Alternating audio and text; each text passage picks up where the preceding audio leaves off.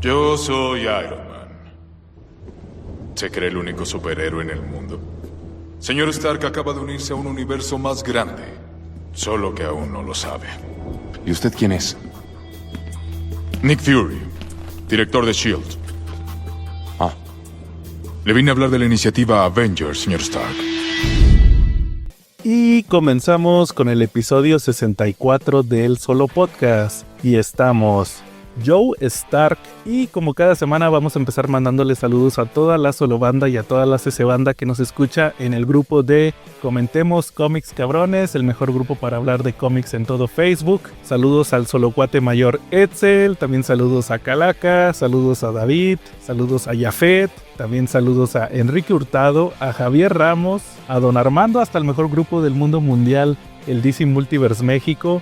De igual manera a Edgar Vázquez hasta Texcoco, Spidey 2099, también a Alberto Morales, que hoy no va a haber sección de manga, de hecho hoy no va a haber muchas cosas, ahorita les voy a explicar, a Leonardo Navarro y a Luis Leónides. De igual manera les recuerdo que este podcast ustedes lo pueden escuchar en YouTube, tanto en la versión de video con imágenes como en solo audio, que sería en YouTube Music. También está en descarga directa, que es la primera opción en la que está disponible. Igual también está en Spotify, en iVoox, en iTunes. También está en Amazon Music, en Deezer, en Castbox y en Goodpods. Además de alguna que otra plataforma que ya ni me acuerdo, pero igual se siguen actualizando. Y pues fíjense, este episodio va a ser un episodio muy especial. Va a ser un episodio atípico. De hecho, de una vez les digo, este episodio es pregrabado. No va a haber noticias, no va a haber reseñas en sí de cómics como sección, tampoco comentemos manga, comentemos terror cabrones, carillauturas. Este episodio va a ser parte de un nuevo experimento que voy a hacer este año.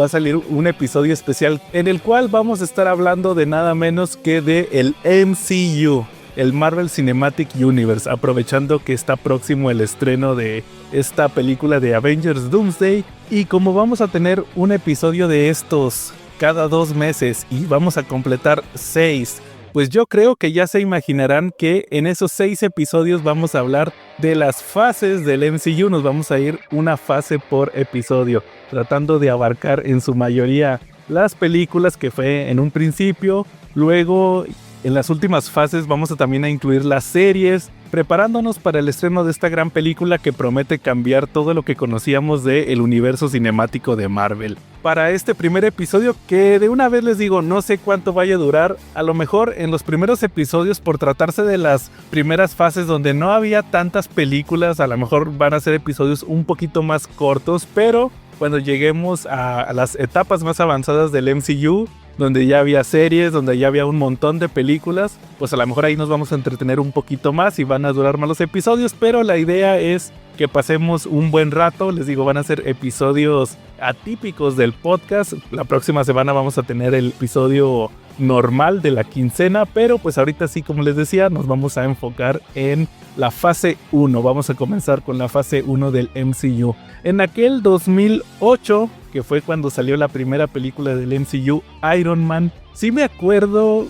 También aquí se va a tratar mucho de mis anécdotas personales con los personajes. También va a ser una buena excusa para platicarles tanto de las películas, los cómics en las que estaban basadas y algunas anécdotas que tienen que ver con esto. Les decía, yo me acuerdo que sí me llamó la atención cuando escuché que en 2008 iba a salir una película de Iron Man. Recuerdo haber visto el tráiler en su momento y yo recordaba a Iron Man. No sé si alguna vez he platicado la relación que yo tengo con este personaje.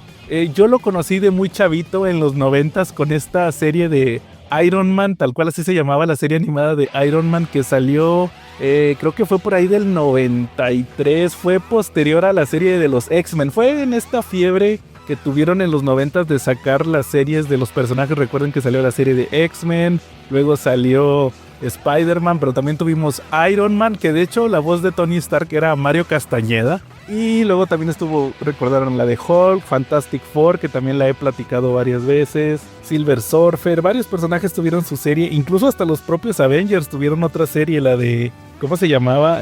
Bueno, que eran unos Avengers ahí medio chafas, pero tenían su propia serie. El punto es que me hice fan de Iron Man por esa serie. Sí me acuerdo de detallitos como que tenía este tema del corazón, tenía que utilizar la armadura. En su momento lo voy a platicar cuando lleguemos a Iron Man 2. El tema de cuando saca la armadura del maletín, así la sacaba en la serie, la desplegaba. Y pues realmente no sé si me emocioné, no recuerdo muy bien. En aquel entonces era más fan de Batman y recuerden, en ese mismo año salió The Dark Knight, esta película de Christopher Nolan, la definitiva de su versión de Batman. Y pues cuando ya tuve oportunidad no la vi en el cine, la vi yo creo que 6 meses después y la verdad es que sí me gustó, me sorprendió mucho la película, el ver esta versión de Tony Stark y ver cómo el hecho de haber visto, sobre todo ahorita que fíjense, ahorita que la volví a ver para este episodio, me sigue sorprendiendo mucho cómo es este mensaje de que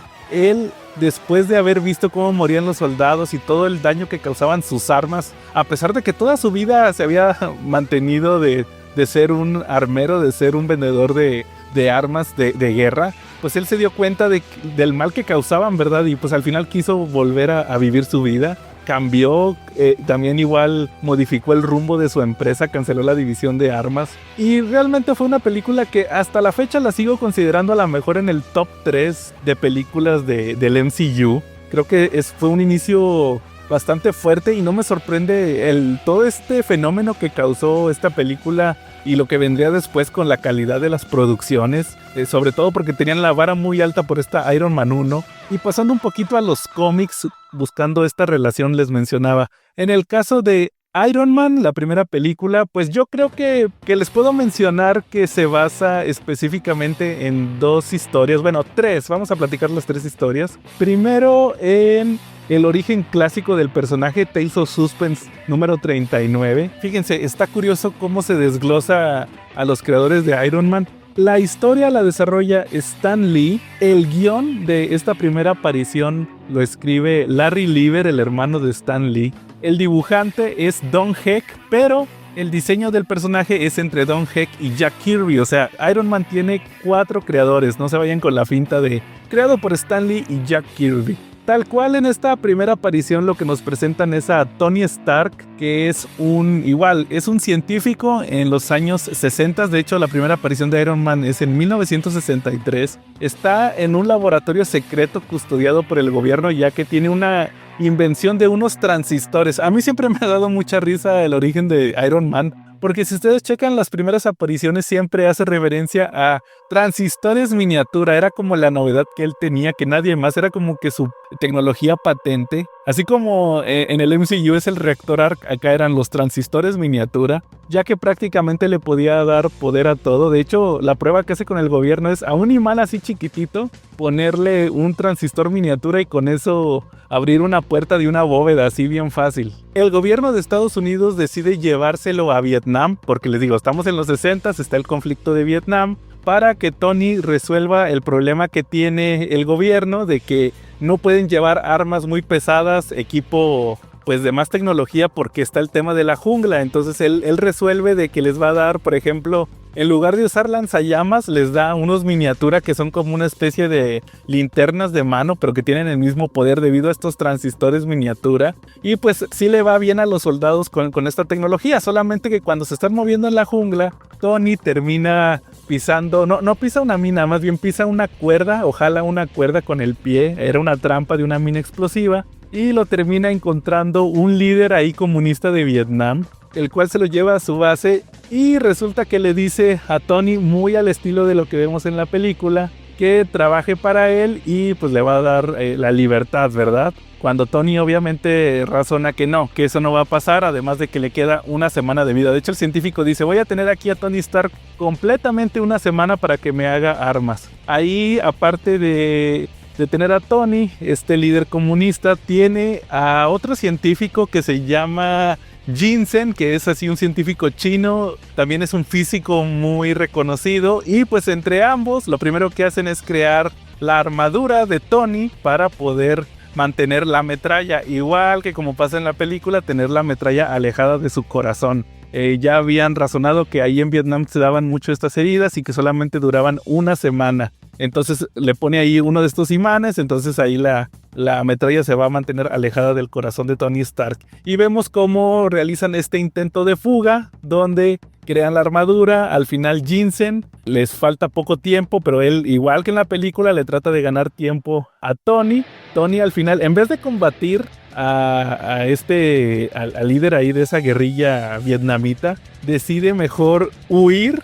O sea, se sale en vez de combatirlos directamente como en la película. Se pone un saco y un sombrero que encontró ahí encima de su armadura, que es la armadura clásica, el Mark I, la que conocemos ahí. Y pues resulta que a este cacique le gustaba, según él, para conquistar a las otras aldeas, siempre retaba al líder a un combate cuerpo a cuerpo, según que era muy habilidoso en las artes marciales ahí de Vietnam. Y resulta que llega Iron Man con su sombrero y su gabardina, muy al estilo de lo que hacía también Ben Grimm la mole en aquellos años, y le dice, oye, te vengo a retar, y pues ya se da cuenta que es un hombre de hierro. Termina derrotando a este líder. De hecho, se sube el líder a una especie de, pues como de torre de vigilancia donde tiene un megáfono y va a lanzar ahí la alerta de todos ataquen al hombre de hierro, pero Tony, utilizando su tecnología, logra hacerle interferencia a este megáfono y en vez de lanzar este aviso de advertencia de ayúdenme, termina lanzando el aviso de todos huyan de este hombre de hierro, es invencible. Y pues ya prácticamente vemos que Tony logra esta victoria, logra la libertad, pero con el detalle de que él mismo dice, ahora voy a estar toda mi vida atrapado en esta armadura. Es como se termina este primer número de Tales of Suspense, la primera aparición de Iron Man, es el número 39. Y obviamente pues no iban a dejar ahí a Tony Stark, o sea, Tales of Suspense, como dice el nombre, era un título de terror y ciencia ficción, entonces pues trataban de dar este mensaje de que ok, logró una victoria este científico, logró mantenerse con vida, pero ahora está condenado a vivir atrapado en esta armadura. Ya para el siguiente número, el Tales of Suspense número 40, ya nos presentan la segunda versión de Iron Man, que ustedes recordarán es la versión dorada. Al principio yo pensé que había construido otra armadura, y no, realmente es la misma, la que construyó ahí en Vietnam, solamente que la pinta de dorado. Y Tony al final solamente se termina quedando con la placa del pecho. Es como todo un peto que tiene que utilizar y recargarlo con la luz para poder ahí mantenerse pues con vidas, para que el magneto mantenga la metralla lejos de su corazón. Y pues las otras piezas las empieza a manejar como plegables, según al principio sí era la misma armadura, solamente que pintada de dorado, pero luego sí saca una versión 2 donde es igual la misma armadura, pero la puede guardar en un maletín así como doblada, es como un metal que se puede moldear, y ya tiene su segunda versión de Iron Man. Ese podría decirse que es el primer cómic en el que se basa esta película, la primera parte. Luego hay una actualización a este origen. De hecho hay varios, fíjense. Yo me acuerdo que la primera vez que leí el origen de Iron Man fue por Smash en esta saga de El demonio en la botella, Demon on a Bottle, que la publicaron en el tomo este de sagas.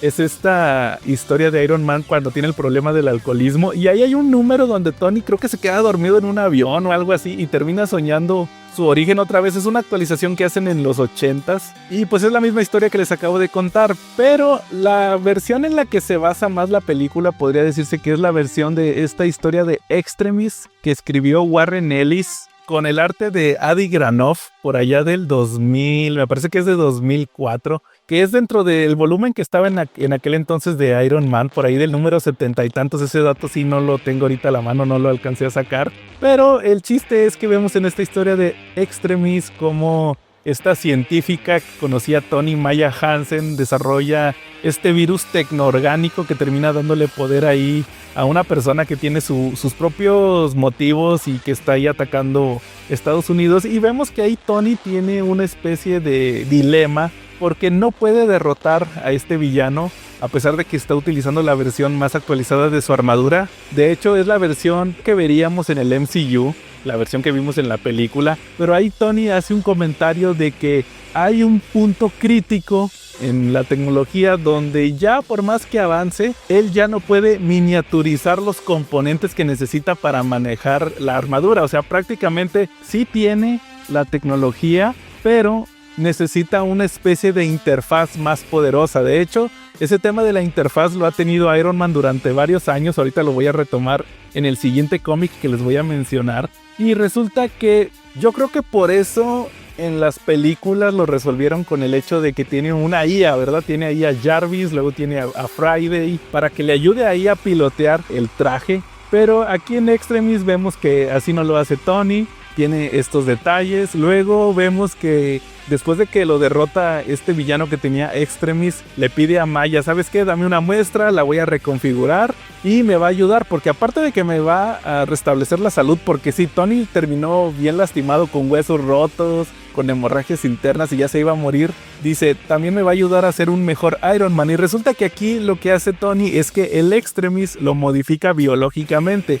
De hecho, el traje dorado de la armadura, la malla, vamos a decirlo así, que utiliza Tony por debajo de la armadura, ya la tiene incorporada en su cuerpo. O sea, se retrae y se despliega dentro de sus huesos. Es como una especie de metal líquido inteligente. Él también, les digo, se modificó los huesos para que tuvieran ahí huecos donde pudiera meter este traje. Igual tiene hoyitos en el cuerpo, prácticamente ahí suda el traje Tony. Y pues ya tenía desarrollada una armadura nueva que se manejaba para que no se desplegara, para no tenerse que poner el traje y que se ensamblara la armadura. Magnéticamente se le ponía en el cuerpo, algo así como lo que vimos con la armadura de Iron Man 3. Y pues ahí ya vemos cómo Tony se arma y ya tiene en su propio cerebro, es la computadora que maneja la armadura. Entonces ya tiene una respuesta inmediata con el hardware de la armadura de Iron Man, con el traje. Y de hecho, cuando Tony está, vamos a decirlo así, en el proceso de obtener sus modificaciones biológicas, vemos que sueña otra vez su origen, que es la versión actualizada de Warren Ellis, que ya no pasa en Vietnam, porque pues es un cómic de 2004. Aquí pasa, me parece que es en Afganistán o la tormenta del desierto, una de esas dos es donde vemos aquí el nuevo origen de Iron Man, para posteriormente ver que pues termina combatiendo a este villano. Ese es el origen, la parte del origen. En el caso del villano aquí en Iron Man tenemos a Obadiah Stane, que lo interpreta Jeff Bridges, y tal cual, fíjense, este cómic salió en México. Yo me acuerdo que salió cuando se estrenó Iron Man 2 y fue un cómic que sacó Smash en el Marvel Monster Edition. De hecho fue el primero que yo compré, que era una adaptación de la primera película, más aparte varios cómics que sacaba en aquel entonces Marvel, que eran como tie-ins de las películas, y también le incluyeron el Iron Man 200, que es era un número doble, donde Tony combate a Iron Monger, que era Obadiah Stane. Ya habíamos tenido un desarrollo de este personaje en números anteriores, donde él tomaba control de Stark Industries. De hecho le cambia el nombre a Stane Industries. Tony ya no era Iron Man. De hecho, el que era Iron Man en aquel entonces era Rhodey, era James Rhodes. Pero como resultó herido en una explosión que vimos en el 199, Tony decide combatir personalmente a Obadiah.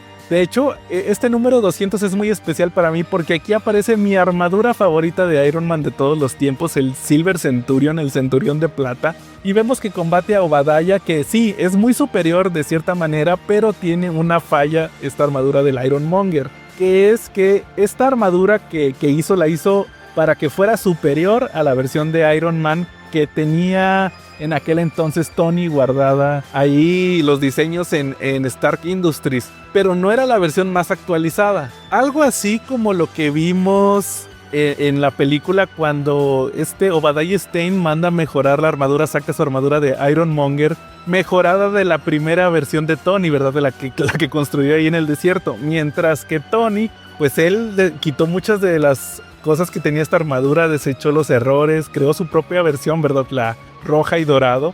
Entonces, algo así pasó en este Iron Man 200, porque Obadiah tenía el Iron Monger, que sí era muy poderoso, pero el problema era que él solo no podía pilotear la armadura. Necesitaba, mediante radio control, tener ahí a alguien que le estuviera apoyando una computadora. Entonces Tony se da cuenta de esto y termina interfiriendo la señal que le ayudaba a Obadiah a manejar la armadura, y así logra derrotarlo, ¿verdad? Y aparte, la versión aquí de Silver Centurion era muy poderosa. De hecho, Obadiah le manda ahí a otros villanos que creo que tenían armaduras basadas en el ajedrez, algo así entendí hace muchos años que no leo ese Iron Man 200. Y el mismo Tony dice, estos villanos la otra vez me iban a derrotar con mis versiones anteriores de la armadura, pero aquí Centurión de Plata sí está muy avanzado y terminan siendo nada para esta nueva versión de Iron Man. Entonces, al final vemos que derrota a Obadiah y Obadiah, en vez de sentirse derrotado o entregarse, se termina volando la cabeza ahí con el reactor Arc que tenía en la mano, ¿verdad? Pues con esta palma, que no era tal cual un reactor de propulsión como los vemos en las películas, realmente era solamente la cosa esta de la mano con la que lanzaba rayos. Entonces ahí ya muere Obadiah Stane y posteriormente regresan. Él ya no regresa, los que regresan son los hijos en aventuras ya posteriores de Iron Man conforme fueron avanzando los años. Entonces, regresando a la película, en el caso de los actores, pues ahorita que la volví a ver me sorprendió mucho el elenco. Por ejemplo, está Gwyneth Paltrow, que fíjense, en esta primera película no la siento tan glamurosa como suele ser. Ella la veo en un papel muy sencillo como Pepper Potts, o sea, como que trata de no resaltar, tratando de parecerse mucho al personaje, que Pepper Potts en los cómics empieza simplemente como una secretaria que estaba enamorada de Tony Stark y conforme pasa el tiempo termina teniendo más relevancia. Igual Happy Hogan, que comienza siendo un boxeador, exboxeador más bien, todo feo, irlandés, que estaba enamorado de Pepper. Pepper no lo pelaba. Luego, conforme van pasando los años, lo empiezan a dibujar menos feo. Hasta rubio lo terminan cambiando. Se casa con Pepper, se divorcia con Pepper. Ya no supe qué fue después de Happy Hogan. Aquí lo interpreta, curiosamente, Jon Favreau, que además es el director de la película. Eso creo que sí vale la pena mencionarlo. Jon Favreau, el iniciador del MCU y también el salvador de Star Wars. Acuérdense que él dirigió Mandalorian, es co-creador de la serie y que fue lo que revivió Star Wars. Y aquí les digo, pues es el guardaespaldas, chofer de Tony. Ya más adelante en otra película vemos que incluso le enseña a combatir, muy amigo de él. Pero aquí tiene un papel pues un tanto menor, a pesar de que es el director de la película. Igual también está, ¿cómo se llama? Terrence Howard, que era originalmente James Rhodes, que ha habido mucha polémica con este actor porque dice que él quiso pelear que le pagaran más para la segunda película, le pidió apoyo a Robert Downey Jr., él le dijo que se iba a encargar y terminaron contratando a Don Cheadle y ya no le dijeron nada. Entonces pues quedó muy resentido con estas películas del MCU. Al final, fíjense, yo creo que él sí tiene como que más estilo de James Rhodes, de Rhodey, más que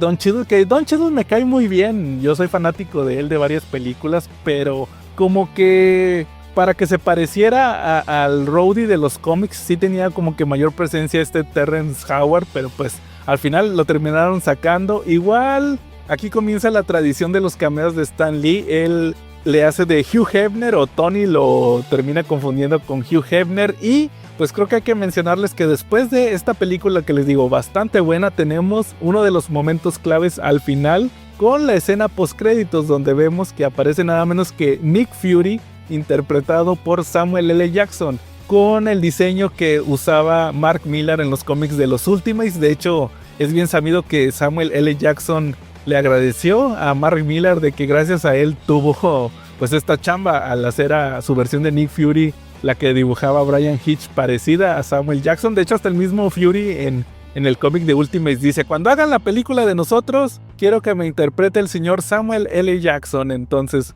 ahí está esta relación con el actor. Pero aquí vemos que al final Nick Fury le dice a Tony que pues que se metió a un universo más grande al volverse superhéroe y que le va a hablar de la iniciativa de los Vengadores. Además de que, fíjense, se me había olvidado mencionarles el final de la película, ya que después de todo este asunto que vimos con Obadiah Stane, el agente Coulson, que también aquí hace su primera aparición y que va a ser como que el personaje que una todas las películas, que le dé pues esta coherencia de que todas están ocurriendo en el mismo universo. Vemos que ahí que Coulson le prepara a Tony la coartada, le dice: ya preparamos todo, hay declaraciones firmadas de que estabas en no sé dónde, tú di que Iron Man es un guardaespaldas especial que tiene la empresa, como ocurre en los cómics. Y hasta el Tony le dice: nadie se va a creer esto, como que es un guardaespaldas, o sea, como que haciendo burla de que eso de los cómics nadie se lo cree. Y al final vemos que Robert Downey Jr. termina dando este mensaje donde dice yo soy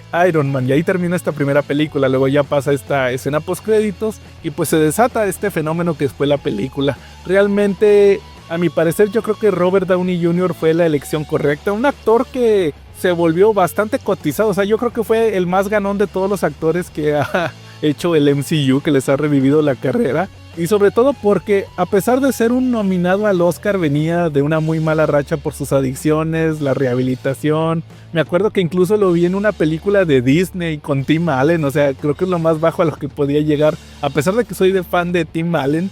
Y aquí ya lo veíamos como Iron Man, cobrando no sé qué tantos millones por película o por hacer cameos. Quién sabe cuánto dinero se va a embolsar ahorita que haga de Doctor Doom. Entonces realmente creo que le fue bien a Robert Downey Jr. con esta película y desató todo un fenómeno esta película tan buena de Iron Man. Entonces yo creo que es lo que les puedo mencionar de esta primera entrega del MCU, la primera película de la fase 1. Y ahora vamos a pasar a una bastante controvertida para algunos. A mí me gusta mucho, lo he dicho varias veces, pero veo que tiene bastante hate, y estoy hablando de The Incredible Hulk del 2008. Que fíjense, específicamente esta película, yo sí pensé en su momento y vi que mucha gente tuvo esa confusión, que pensamos que se trataba de una continuación de la película de Eric Bana, esta Hulk de Ang Lee. Sobre todo porque ustedes recordarán que en esa película al final este Bruce Banner de Eric Bana se termina escondiendo en la jungla ahí de Venezuela o Colombia, ¿verdad? En la jungla.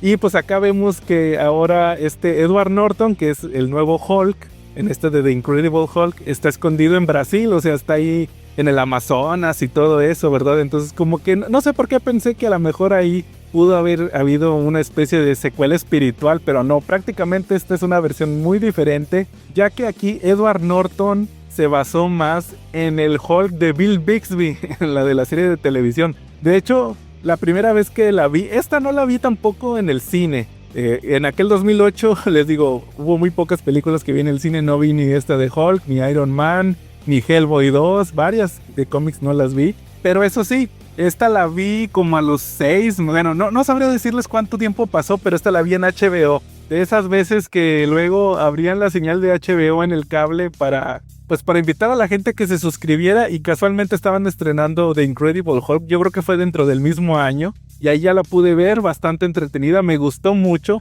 Y esa primera vez yo no detecté que prácticamente el intro de la película, donde nos dan un resumen de la versión, porque no es un origen, esta versión de Hulk ya no nos va a contar pues cómo se volvió el increíble Hulk, sino es una secuela de lo que ya vivió. Entonces ahí prácticamente se están calcando el intro de la película de Bill Bixby, ¿verdad? Más bien de la serie de televisión, que pues en sí fue una película para televisión los primeros capítulos. Cuando se dispara los rayos gamma es igualito a como lo hacía Bill Bixby. Igual cuando se transforma, el tema que hace con los ojos también es muy parecido al de Bill Bixby. Incluso sale Lou Ferrigno ahí en un cameo. Pero les digo, aquí existe mucho hate porque pues al parecer no juntó mucho dinero. Yo no entiendo por qué a la gente no le gusta, si a mí se me hace bastante entretenida. Aquí lo que nos van a contar en resumen en The Incredible Hulk es cómo Bruce Banner está buscando la cura, está en Brasil, está trabajando en una fábrica de refrescos, que termina lastimándose un dedo, cae sangre en una botella, se termina exportando a Estados Unidos, se lo toma Stan Lee en su segundo cameo dentro del MCU. Y vemos que el General Ross, que lo ha estado persiguiendo, aquí es el General Ross interpretado por William Hurt, pues él lo ha estado buscando desde que se le escapó en el origen del personaje. Manda un escuadrón a buscarlo, que aquí vamos a estar viendo que aparece Emil Blonsky, este personaje que luego lo conocemos como La Abominación, que aquí lo está interpretando este actor. Ay, ¿cómo se llama? Se me fue el nombre ahorita de este actor bastante conocido que lo interpreta, que luego regresó en otros proyectos también a hacer a este. Es Tim Roth. Tim Roth, el que salió en Perros de Reserva, ahí con Quentin Tarantino. Tim Roth no sale también en Pulp Fiction, no era de estos de Honey Bunny.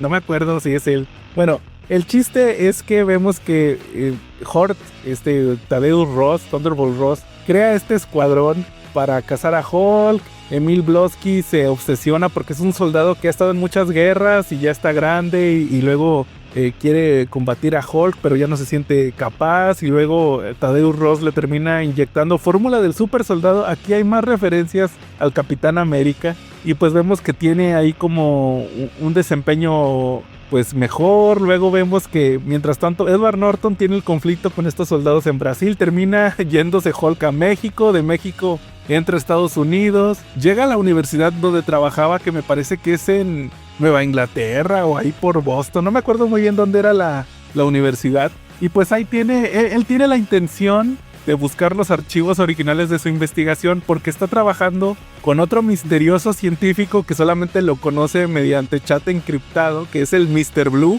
mientras que Edward Norton es Mr. Green. Y pues están ahí comparando resultados, trata de encontrar la cura, le pide este Mr. Blue le dice, mándame muestras de sangre, y además encuentra pues la investigación para saber pues los datos, ¿verdad? Y pues ahí Edward Norton, Bruce Banner, tiene la esperanza de que todavía pueda encontrar la investigación. No lo hace, luego lo termina cachando Betty Ross, que es interpretada por Liv Tyler. Y pues ella le dice, yo tengo la investigación porque mi padre se llevó todo, pero alcancé a copiarla en una USB. Y vemos ahí cómo ambos personajes terminan haciendo un viaje después de que ya por fin aparece Hulk a la vista del público. Lastima muy grave, de hecho lo deja al borde de la muerte a Emil Blonsky, pero se recupera debido a esta fórmula inestable que tenía del super soldado. Y vemos cómo hacen este viaje para ir a Nueva York, a Harlem, conocen a Mr. Blue, que es este personaje, él termina siendo el líder, este villano de Hulk, que es Samuel Stearns, es como se llama el líder, que lo interpreta este actor Tim Blake Nelson, que luego lo vimos, ¿se acuerdan? En Watchmen, en la serie de Watchmen era Looking Glass, o no me acuerdo cómo se llamaba, pero que era como un Rorschach, que tenía sus pedillos también por el tema del día que explotó el extraterrestre ahí en el 85 en Watchmen. Bueno, el chiste es que viajan a Harlem, llega Thunderbolt Ross, ahí encontraron una especie de cura, pero no están seguros si solamente suprimió a Hulk por esta ocasión o ya es permanente. De hecho, el mismo Thunderbolt Ross le dice a Banner, si me quitaste a Hulk, te voy a encerrar toda la vida en una celda. Pero con lo que no contaban todos estos protagonistas es que Emil Blonsky, después de haberse recuperado de las heridas que le hizo Hulk, quiere venganza, además de que ya el suero del super soldado, que vemos que no es estable, le empieza a afectar. Habla con Samuel Stearns, le dice, ¿sabes qué? Tú tienes muestras de sangre de Bruce Banner, lo que le hayas hecho a él, házmelo. Yo necesito convertirme en alguien como Hulk, quiero su poder, si Banner ya no lo quiere, yo lo quiero. Y vemos cómo aquí el líder le termina poniendo ahí sangre de Hulk, empieza a tener una mutación. Además de que le está haciendo efecto el suero del super soldado, ahí como que muta y se termina convirtiendo en la abominación, en este villano de Hulk. Y pues ya vemos la batalla final que tienen ambos personajes. Al final descubrimos que solamente Banner pudo suprimir a Hulk con la cura por esa vez, o sea, iba a tener que usar las curas toda su vida. Y pues lo combate, y al final tiene que huir después de derrotarlo, salvar a esta Betty Ross. Tiene un final muy al estilo de Bill Bixby, donde los personajes se van ahí tristecillos, pero nos dejan ahí pues ¿qué viene siendo? La moraleja de que a lo mejor Bruce Banner ya puede controlar a Hulk. Y pues ya nunca tuvimos un seguimiento, porque terminan corriendo, o no recuerdo si renuncia Edward Norton. Ya después en el MCU lo reemplaza Mark Ruffalo, pero se supone que es la misma versión de Hulk, pero pues las ideas que tenía Edward Norton ya nunca las vimos. Hay una escena postcréditos donde vemos que el general Ross está en un bar ya muy decaído. Aparece Tony Stark, interpretado por Robert Downey Jr. Les digo, estos primeros intentos de darle una continuidad a las películas, donde le dice, vamos a hacer un equipo. De hecho, está curioso porque ya nunca supieron qué hacer con este final de Hulk. No sé qué ideas tenían en un principio para estas películas, para desembocar en Avengers. De hecho, lo terminaron solucionando con unos cortos que luego incluían en los DVDs, donde unos agentes de S.H.I.E.L.D. están platicando de que, oye, ¿cómo nos quitamos a Thunderbolt Ross de encima, verdad? Del tema de los Avengers. Ah, pues mándale a Tony Stark. Y pues según eso fue lo que llevó a que supuestamente Tony lo mandaron a que convenciera a Thunderbolt Ross, y Thunderbolt Ross no iba a aceptar, ya solamente fue una excusa. Y les digo, pues realmente es una película, a mí me gusta mucho, a lo mejor porque yo era fan de la serie de Bill Bixby. Por ahí tengo la película que es el final de la serie que se llama La muerte del increíble Hulk. Yo la vi cuando era niño muchas veces en Canal 5. Igual la serie, me acuerdo que en Cine a Permanencia Voluntaria de Canal 5, sí recuerdo haber visto los primeros 2 episodios de la serie de Hulk, que los mostraban como una película. Por eso les digo, la menciono yo siempre como la película de Lou Ferrigno. Y pues la verdad a mí sí se me hace bastante entretenida. Ya pasando a los cómics, no sé si hay algún cómic en específico que les pueda mencionar. El origen de Hulk todos los conocemos, The Incredible Hulk número 1 de 1962. Ahí conocemos a Bruce Banner, que está trabajando en esta bomba gamma. Está llevando a cabo pues este experimento donde es una bomba muy poderosa que solamente él conoce los componentes. De hecho, ahí en este primer número aparece un espía soviético que le insiste a Banner que, oye, revélame el tema de la fórmula, porque no puede ser posible que seas el único que la conozca. Todos aquí en el laboratorio estamos trabajando contigo. Banner no quiere, dice que es muy peligroso, que es confidencial. Ahí aparece también Thunderbolt Ross, que es el enlace con el gobierno. Ahí aparece Betty también en un papel muy sesentero, porque es la hijita de Thunderbolt Ross. Y vemos que luego, por ejemplo, Thunderbolt Ross regaña a Banner y luego le dice, papi, no seas tan grave con Bruce. Y luego, no te creas, Bruce, mi papá nada más está haciendo el fuerte. Yo creo que si fuera en el tiempo actual un general que escuchara a su hija decir eso, prácticamente la terminaría sacando ahí del edificio. Igual también le dice, Betty, no te metas en esto es una plática de hombres.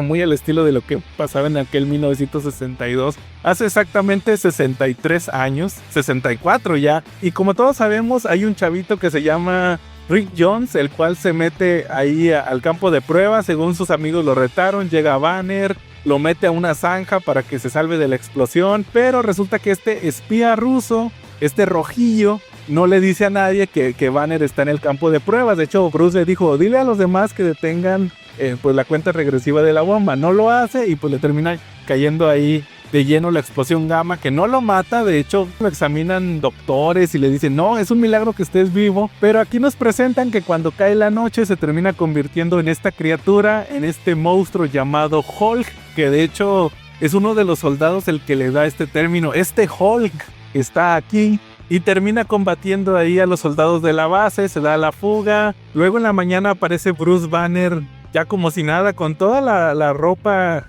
hecha pedazos. Y nadie relaciona, oye, el monstruo gigante que estaba vestido con una ropa parecida aquí a la que tiene el Dr. Banner hecha añicos. No, nadie hace la relación y pues al final vemos que va a ser la dinámica. En un principio, Bruce Banner se va a convertir en Hulk solamente en las noches. En el primer número se convierte en este Hulk gris. Luego ya es el Hulk verde. Ahí es un tema de problemas de impresión que al final terminaron por decidir que fuera mejor de color verde para que se imprimiera mejor el cómic. Y va a estar combatiendo a estos villanos gamma como los que les mencioné, el líder. Luego también aparece en... The Incredible Hulk. En un principio solamente dura 6 números, luego lo terminan moviendo a Tales of Astonish, donde en un principio compartía título con Ant-Man, ahí con Hank Pym y la avispa. Luego quitan también a Ant-Man de la colección, dejan a Namor, se vuelve el título de Namor y Hulk, este Tales of Astonish. Y en el número 90 vemos que aparece, todavía sigue la dinámica de Bruce Banner en la base militar. Y ahí aparece Emil Blonsky, que allí le hace de un soldado que en realidad es un espía también soviético. Prácticamente todos los villanos eran espías soviéticos que querían robar pues los secretos de la bomba gamma de Banner. Y resulta que bueno, ahí ya saben que Bruce Banner es Hulk y vemos que él se quiere infiltrar en la base para usar una máquina y matar a Hulk, a pesar de que pues él también va a morir. Quiere como que irradiarlo de gamma al límite para que muera, pero resulta que lo detienen los soldados antes de que llegue a la máquina. Emil Blonsky se mete y se termina convirtiendo en la Abominación con el look que le conocemos, así como que pues más como una especie de hombre lagarto. En un principio no puede derrotar Hulk a la Abominación, de hecho le gana. Y posteriormente ya en el siguiente número, en el Tales of Astonish número 91, ahí vemos que a Hulk le dan una dosis extra de rayos gamma que lo hace más poderoso. De hecho ahí el mismo Thunderbolt Ross tiene que trabajar con él, como lo vimos al final de la película, y ya con eso Hulk puede derrotar a Abomination. Es una historia bastante entretenida. De hecho, curioso que en ese número, cuando Abominación, o más bien Emil Blonsky se convierte en la Abominación, ahí hacen referencia de que la bomba gamma tiene consecuencias diferentes para la gente. A Banner lo convirtió en Hulk, a Emil Blonsky lo convirtió en este hombre lagarto, la Abominación. Y hay otros como el líder, que lo vimos en números anteriores, que se convirtió en otra cosa, ¿verdad? En un hombre muy inteligente. Entonces es como que el mensaje que quieren dar. También es chistoso que aquí, les digo, aparece el líder en la película, que luego no lo volvemos a ver. No sé si se acuerdan que volvió a salir apenas este año pasado en la película de Capitán América 4. Tuvieron que pasar 17 años para que este actor Tim Blake Nelson lo volviera a interpretar, pero pues ni modo, ¿verdad? Así pasa usualmente en el cine y cuando son estas franquicias muy grandes. Hay personajes que se quedan en el olvido. Entonces, pues así como les digo, para mí Incredible Hulk sí es una película muy buena. Yo les digo, si no la han visto, chéquenla. Si le hacían el feo, denle otra oportunidad. A mí se me hace muy entretenida y pues es la única película que hemos tenido de Hulk en el MCU. Acuérdense que los derechos de Hulk los tiene Universal y no se los ha querido soltar a Marvel ni a Disney. De hecho, por eso Hulk solamente aparece como secundario o en serie, pero en película no puede estar. Entonces ahí está The Incredible Hulk del 2008. Y pues ahora vamos a pasar, si ya habíamos tenido el éxito de la primera película de Iron Man en el 2008, tendrían que pasar 2 años, llegar al 2010 para tener la esperada secuela. Se mantiene el cast original, regresa Robert Downey Jr., Gwyneth Paltrow sigue siendo Pepper Potts, el director vuelve a ser Jon Favreau, repite como Happy Hogan, pero pues hay un cambio, el que les había mencionado de Terrence Howard cambia por Don Cheadle, ahora él es James Rhodes. Pero en el caso de los personajes que se incorporan, pues está por ejemplo Sam Rockwell, que ahora va a interpretar a Justin Hammer, este empresario que fue villano de Iron Man en los cómics. Hablé un poco de él en el episodio pasado cuando checamos Ultimate Spider-Man. Luego también hay uno muy importante, Scarlett Johansson entra aquí a la película como... Bueno, el personaje originalmente se llama Natalie, pero descubrimos después que es esta Black Widow, es esta Natasha Romanoff, que pues saben, ella también fue villana de Iron Man en un principio, luego se vuelve heroína, antihéroe, y pues saben, ha estado en alineaciones de los Champions, de los Defenders, de los Avengers, ha estado en muchos equipos esta Natasha Romanoff, la Viuda Negra. Y también el villano principal va a ser interpretado por nada menos que Mickey Rourke, que en aquel año 2010 él venía después de haber tenido este éxito que incluso lo nominaron al Oscar con The Wrestler, esta película sobre la lucha libre, sobre la vida de un luchador ya veterano en este deporte espectáculo. Entonces él venía muy galardonado, le ofrecen ahora interpretar a Iván Banco, que es una combinación de villanos. Creo que este es el personaje más interesante de la película, ya que es una mezcla de 2 personajes. Uno viene siendo Whiplash y el otro viene siendo el Dínamo Carmesí. Pero eso lo vamos a revisar un poquito más adelante cuando hablemos ya de los cómics en los que está basada la película. En sí, creo que el detalle que le encontré ahorita a Iron Man 2, que la volví a ver, es que en su momento me gustó mucho, me emocionó, la verdad, cuando supe que iba a salir, cuando vi el tráiler que ya aparecía War Machine. O sea, se cumplía la promesa que vimos en la primera película de que ahora Rhodey también iba a tener su armadura. Pero el detalle es que creo que tiene demasiadas tramas. Ese es el detalle que tiene esta película. O sea, era una secuela muy esperada, fue un hit que no se veía venir. Y ahora pues tenían que incorporar bastantes cosas. Además, súmele la escena postcréditos de Nick Fury. Entonces, preparaban el camino para la película de los Avengers, meter más tramas también con este personaje de Tony Stark, que fue muy carismático. O sea, prácticamente lo que les dije en la primera parte, volvió a catapultar a Robert Downey Jr., hasta la fecha sigue sacando provecho de eso.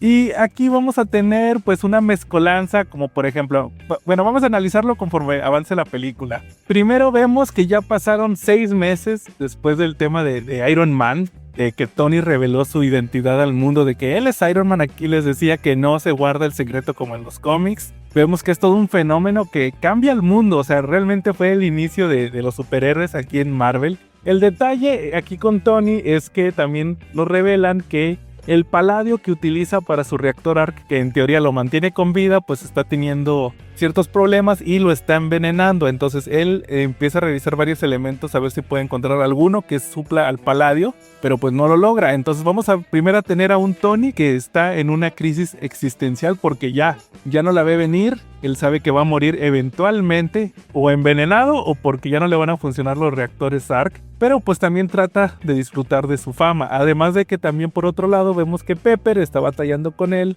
por el hecho de que pues lo nota raro, ve que él está regalando sus cosas, que está como que cambiando de hábitos, que no, obviamente Tony no le dice que está muriendo, pero sabemos por Jarvis que estos hábitos entre comillas que está cambiando es para tratar de prolongar más su vida y que se reduzca el efecto del paladio en su cuerpo. Está organizando la Stark Expo porque les digo, desde la primera película que dejó de ser una compañía armamentista y ahora se volvió como una de tecnología en general, pues vuelve a revivir conceptos de su padre como la Stark Expo, una especie de feria de estas futuristas que tuvo su padre ahora para presentar tecnología al mundo, innovaciones. A eso súmenle que también el gobierno le quiere quitar la armadura a Tony porque dicen que es el arma Iron Man, que es demasiada responsabilidad, que él tiene que compartir con su país esta tecnología, porque les digo, fue un avance tecnológico muy grande.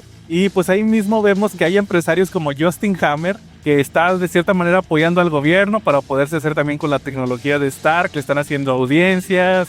Vemos que Tony tiene que ir a hablar en estas audiencias para tratar de que no le quiten la armadura, que es una propiedad intelectual al final de todo y es una compañía privada, pero les digo, el gobierno quiere esta arma. Tony no se las quiere dar porque sabe que después de lo que pasó también con sus misiles, pues el que tenga Iron Man va a ser pues el que tenga el poder máximo en el mundo, por lo menos en esta parte de la historia. Y él mismo dice, no hay ningún país en el mundo que tenga mi tecnología y todos los que la están desarrollando están años retrasados contra mí. Entonces, después de esto nos presentan al villano, es Ivan Vanko, el hijo de Anton Vanko, que en los cómics él es el Dinamo Carmesí, pero aquí nos lo presentan como el socio de Howard Stark que le ayudó a desarrollar el reactor ARC. Entonces vemos aquí que cuando muere el padre, el hijo que viene siendo Iván empieza a construir un reactor ARC porque tiene planos y lo logra, les digo, o sea, ahí se contradice lo que había dicho Tony de que nadie podía tener su tecnología. Continúa esta trama de Tony muriendo, viajan a Mónaco,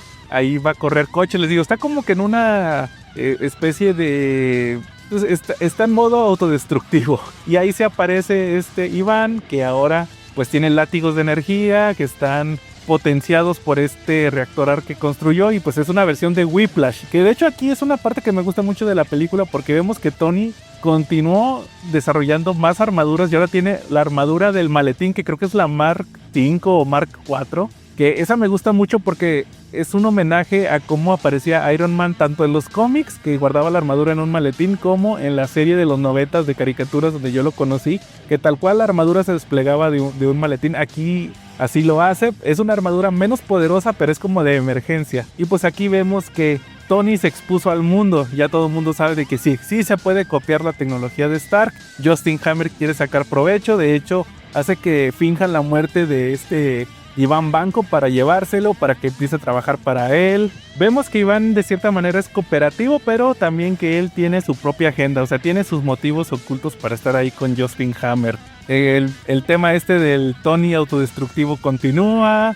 Antes nombró a Pepper como la nueva presidenta de Industrias Stark. Sigue sin decirle que se está muriendo. Entra la nueva secretaria, que les digo es esta Natasha Romanoff, en una identidad civil que es Natalie Rushman, que es muy sexy. Tony, pues como no tiene nada con Pepper, todo fue así como que muy platónico desde la primera película, pues como que le empieza a gustar esta Natasha. Luego vemos que hace una fiesta una fiesta así donde empieza a hacer puras tonterías. Pepper le pide a Rhodey que le ayude. Rhodey agarra el Mark II, esta armadura más pesada, y pelea con Tony, se lleva la armadura, que pues también era uno de los objetivos del gobierno, tener una armadura de Iron Man. Luego vemos que Pepper la va a querer recuperar mediante, pues decir que es propiedad privada, pero pues no lo logra. Por otro lado, Tony se va, ahí se encuentra con Nick Fury. Aquí vuelve Samuel L. Jackson para la secuela, le explica a Tony que está causando muchos problemas, que está llamando mucho la atención. Aquí nos empiezan a revelar secretos de este MCU, como por ejemplo que Howard Stark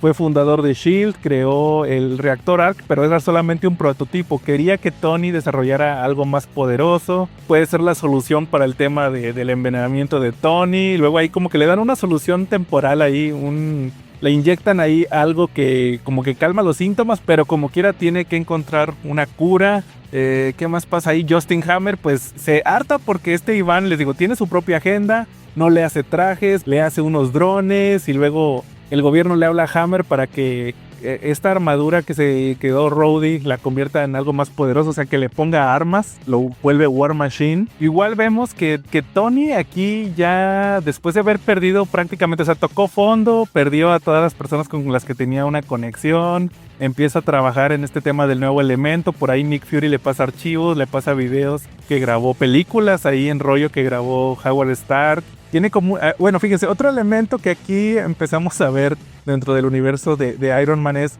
la relación que tenía Tony con su padre, con Howard Stark, que se desarrolla en películas posteriores. Pero aquí vemos que se llevaban mal. Ahí como que Tony tiene una especie de reconciliación que luego nos damos cuenta que no sirvió, porque luego sigue teniendo los mismos problemas en otras películas, donde descubre que Howard en el pasado pudo desarrollar teóricamente un elemento que le podría ayudar a Tony, pero que no se puede sintetizar. Tony va a tener que encontrar la manera de hacerlo. Al final sí lo hace de una manera que hasta la fecha sigo sin entender, que alguien me explique cómo sintetizó el elemento. Y si se preguntan cómo le hizo Howard Stark para desarrollarlo, eso nos lo van a contestar en la película del Capitán América, o por lo menos es una especie de solución a esta duda. Luego vemos que como Hammer ya obtuvo un traje de Iron Man, pues como que ya le hace el feo a Vanko, le dice que ya no le sirve, que ya tiene la tecnología de Iron Man. Él se va a hacer una exposición con estos drones que le construyó Vanko, pero como quiera, pues como que tiene sus dudas, ¿verdad? De que al final no le sirvió para nada. Ahí vemos que Vanko le habla a Tony, le revela que sigue vivo, lo amenaza. Tony va a la expo donde Hammer ya hizo su exposición porque tiene muchos drones y aparte también tiene ahí a War Machine. Vanko lo hackea, se arma ahí la pelea y pues ahí vemos un montón de revelaciones donde esta Natasha se tiene que revelar como agente de S.H.I.E.L.D. Ella va a tratar de hackear la programación que hizo Vanko, que hace que Rhodey no pueda controlar el traje y esté atacando a Tony. También a ver si pueden hacer algo con los drones. Vemos una escena de acción ahí donde esta Natasha despliega sus habilidades al mismo tiempo que vemos que, bueno, lo comparan con Happy porque acuérdense, Happy fue exboxeador, de hecho estaba entrenando a Tony en combate. Vemos que él batalla mucho para noquear solamente a una persona, mientras que Natasha se despachó como a 10 ella sola, entonces vemos que tiene muchas habilidades. Luego ya vemos el enfrentamiento final entre Tony, War Machine contra Vanko, que ahora se revela con una armadura, o sea, ya tiene un traje de combate, que también tiene los látigos. Aquí se combinan, les digo, Whiplash y el Dínamo Carmesí, lo combaten, al final lo derrotan haciendo una referencia a algo que había pasado antes en la película, de que no podían combatir War Machine contra Iron Man porque si lanzaban rayos de sus propulsores, de sus propulsores de las manos y chocaban los rayos, podían causar una explosión. Entonces ellos hacen eso y pues terminan ahí matando a Vanko, que había dejado una especie de seguro. Al momento de morir, crea una autodestrucción que va a volar a todos los drones. Todos los pedazos de drones que quedaron ahí tirados tenían una bomba, entonces se destruye toda la expo. Vemos que Tony salva a Pepper, que Pepper se quedó ahí, según ahí supervisando que toda la gente se fuera, y pues Tony al final la salva. Y ya tienen como que una especie de quiebre, en el sentido de que ya se revelan sus sentimientos y empiezan a ser una pareja. Ya para terminar, vemos que Nick Fury vuelve a hablar con Tony, que ya resolvió la situación, y pues le vuelve a hablar de los Avengers, pero le dice: no te podemos tener a ti porque eres muy autodestructivo. Pero al final Tony lo interpreta de que no tienen dinero para pagarle, y él se ofrece como consultor a cambio de que ahí le hagan un favor en un chiste al final de la película, donde les van a dar medallas a Tony y a Rhodey por haber salvado tanta gente. Y al final es un senador ahí de los Estados Unidos, uno que había criticado mucho a Tony al principio de la película, el que los tiene que condecorar. Que de hecho vamos a ver también más de este senador más adelante. En sí, les digo, tiene demasiadas tramas. La trama de Tony muriendo, la trama de la armadura, de la tecnología, de la guerra con el gobierno, de este tema de también de los traumas que tiene Tony con el padre, el tema del elemento, que les digo, creo que es el con el que tengo yo más problemas en toda la película, del elemento sintetizado. Entonces es una película entretenida, tiene más acción que la primera, sí. Sigo considerando a Iron Man 1 la mejor película de Marvel, o por lo menos en el top 3, por el principio, porque tiene suficiente trama que no te aburre al principio cuando no hay acción, pero luego esta Iron Man 2 está sobresaturada de escenas de acción, no es el mismo desarrollo, como que quieren volver a repetir la fórmula ahora con la relación de Tony con su padre Howard, pero pues no es lo mismo que vimos en la primera película, creo que ya no se puede repetir. Y pues ahí tenemos este resultado de Iron Man 2, que les digo, en sí es entretenida, divertida, pero pues la calidad sí bajó demasiado comparándola con la original. Cómics en los que estuvo basada esta película. Yo creo que muy levemente está basada en este cómic de La Guerra de Armaduras de David Michelini, de los 80s, que se acuerdan cuando Iron Man, utilizando su armadura del Centurión de Plata, descubre que le habían robado unos planos de una tecnología, que luego esta tecnología es como la que se utiliza, es como que la base de muchas de las armaduras que utilizan tanto héroes como villanos, como incluso el mismo gobierno. Entonces ahí Tony tiene como un arrepentimiento de que, oye, por mi culpa están moviéndose todas estas armaduras, es mi deber tratar de tener esto, y vemos que empieza una guerra personal. De hecho, el otro nombre que tiene este cómic, aparte de la guerra de armaduras, es Stark Wars. ¿Por qué? Porque Tony, bueno, aparte de que es una referencia a Star Wars, también es como que una guerra personal que tiene Tony contra todos los que tengan armaduras. Como les decía, él no distingue entre héroes, entre villanos, entre... Incluso los agentes de S.H.I.E.L.D. que utilizan armaduras ahí se ven afectados. Y esto sí deja muy mal parado a Iron Man, por lo menos en unos números, porque él está atacando a todos. Él quiere su tecnología y no le importa. Incluso vemos cómo el gobierno también se le quiere quitar esto. De hecho, me estoy acordando también en El Demonio en la Botella, que son números anteriores de Iron Man. También ahí hay una parte donde el gobierno está tratando de quitarle la compañía Stark, entonces como que eso también tiene algo que ver con lo que vemos aquí en la película, el quererse apropiar de la tecnología de Tony Stark. En el caso de Rhodey, pues él fue Iron Man, o sea, desde que apareció el personaje, él ha tomado la identidad. De hecho, fue el Iron Man que fue a las guerras secretas. Luego Tony vuelve a ser Iron Man hasta el número 200 que les platicaba, era cuando enfrenta a Obadiah Stane. Igual luego se convierte en War Machine y pues ahí ha andado Rhodey, de repente regresa a ser Iron Man, luego War Machine, luego otras identidades. Y pues es un personaje básico que ha sido muy de apoyo de Iron Man por varios años. También les decía de los personajes, Iván Banco se basa en el Dínamo Carmesí, que él apareció en los primeros números de Tales of Suspense. Me parece que es el número 48-49, ahorita se me fue el número exacto, donde él es un científico ruso. Bueno, la primera versión es Anton Banco, porque ha habido como 10 u 11 Dínamos Carmesí. El primero era Anton Banco, un científico que desarrolla una armadura. Él es experto en física y en energía eléctrica, o sea, vamos a ver la rivalidad entre el científico experto en electricidad contra Tony, que como les había mencionado en los cómics era el experto en transistores miniatura, era lo que le daba poder a sus armaduras. Y aquí vamos a ver cómo pues va, debido a la influencia de la Unión Soviética, él va a desafiar a Iron Man. Tienen un combate donde al final Tony salva a el Dínamo Carmesí de morir, porque les digo, su armadura tenía electricidad y pues si caía en el agua, que era lo que iba a pasar, podía morir, pero además lo engaña porque utilizando su armadura hace que intercepte una transmisión falsa que creó Tony de la Unión Soviética, donde decían, cuando regrese Banco lo vamos a matar para obtener su armadura. Entonces él termina convirtiéndose en un científico de Industrias Stark. Ahí ya se queda en Estados Unidos, trabaja para Tony. Luego en el número, me parece es el 52, Tales of Suspense 52, ahí vamos a ver la primera aparición de Black Widow, que es una agente rusa, la cual mandan a que elimine a Tony Stark, y además mandan a otro agente que se llama Boris a que elimine también a Banco, porque saben que es un traidor, se quedó ahí en Estados Unidos. Entonces vemos que tanto Tony como Anton Banco están trabajando en Industrias Stark. Llegan estos dos personajes. Natasha, pues como solía hacer en los cómics, trata de seducir a Tony. Mientras tanto, Boris se hace con la armadura, o sea, noquea a Anton, se queda con la armadura de el Dínamo Carmesí. Tony piensa que el Dínamo es Anton, pero no. Y al final vamos a ver cómo Banco termina sacrificando su vida para salvar a Iron Man, utilizando ahí una pistola de rayos que había desarrollado, pero termina eliminando ahí a Boris. Por su parte, Natasha escapa y vamos a ver cómo regresa posteriormente con otros personajes como Hawkeye. O sea, ella va a ser uno de los primeros villanos que tuvo Iron Man recurrentes, y luego pues sabemos que ya más adelante se vuelve una superheroína, pero pues la figura que querían manejar primero con ella era la Femme Fatale, que ella iba a tratar de eliminar a Iron Man a toda costa. También, en el caso de Whiplash, el otro personaje en el que estaba basado Iván Banco, la versión de la película, a él lo vimos en el Tales of Suspense por allá del número 90 y tantos, ya casi terminando, antes de que llegaran, me parece que como en el número 100, Tales of Suspense se vuelve Capitán América.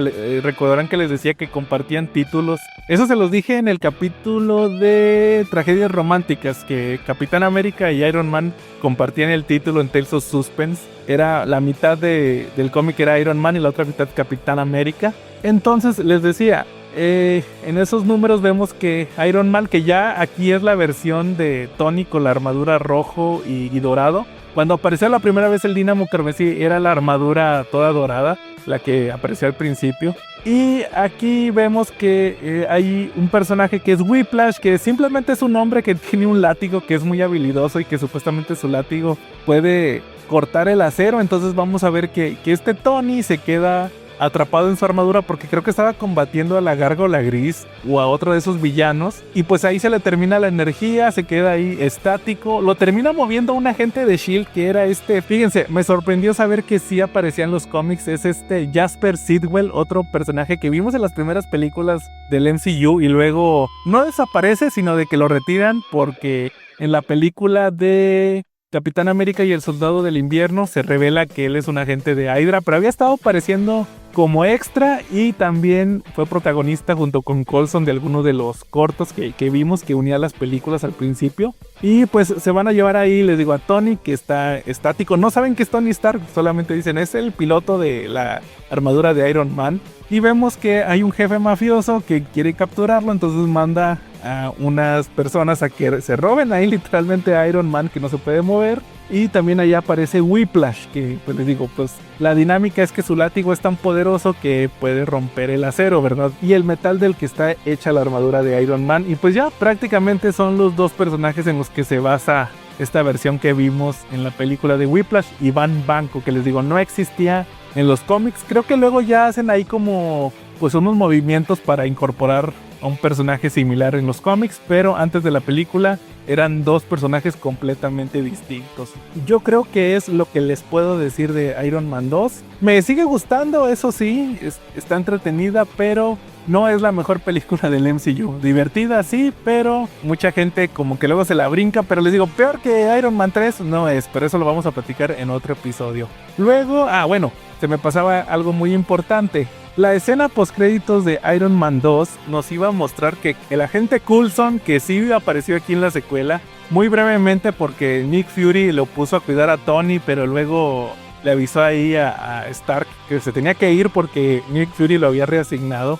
Al final vemos que llega a Nuevo México y se termina topando con un objeto que está incrustado en el suelo. Ahí descubrimos que es nada menos que el martillo de Thor. Ahí va a ser su primera aparición dentro del MCU. Y pues eso nos dejaba todo listo para la siguiente película que llegaría en el año 2011. Estoy hablando de Thor.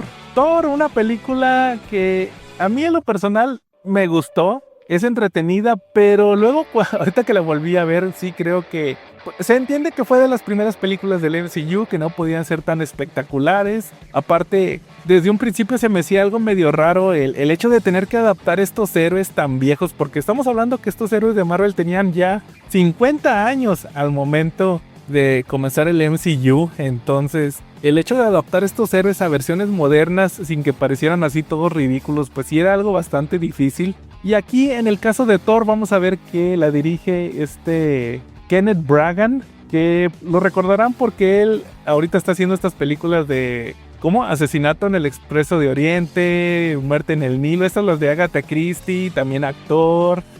Él hizo la película esta de Frankenstein de Mary Shelley, también la protagonizó. Les digo, es un actor que también se ha caracterizado por dirigir películas. De hecho, Él es como que así muy histriónico y sí se nota mucho en la película. Creo que él hace un equilibrio perfecto entre el Asgard así mitológico que vemos dentro de la película, comparado con la Tierra que es así como que muy simple, muy normal, basada en la tecnología. Creo que le da una muy buena dualidad en esta película. De hecho, fíjense, también incluso la música estaba viendo que se trajo a su compositor de cabecera, Daly, no recuerdo el nombre, el primer nombre, Tom Daly, algo así, que es el compositor de prácticamente la mayoría de sus películas que ha dirigido, y pues ahí hace una banda sonora así como que muy épica, muy pues así orquestal, entonces como que sí trata de darle un tono así como que más como si fuera el Señor de los Anillos, porque les digo, cuando vemos Asgard al principio de la película, pues sí nos imaginamos un mundo así muy avanzado, muy místico,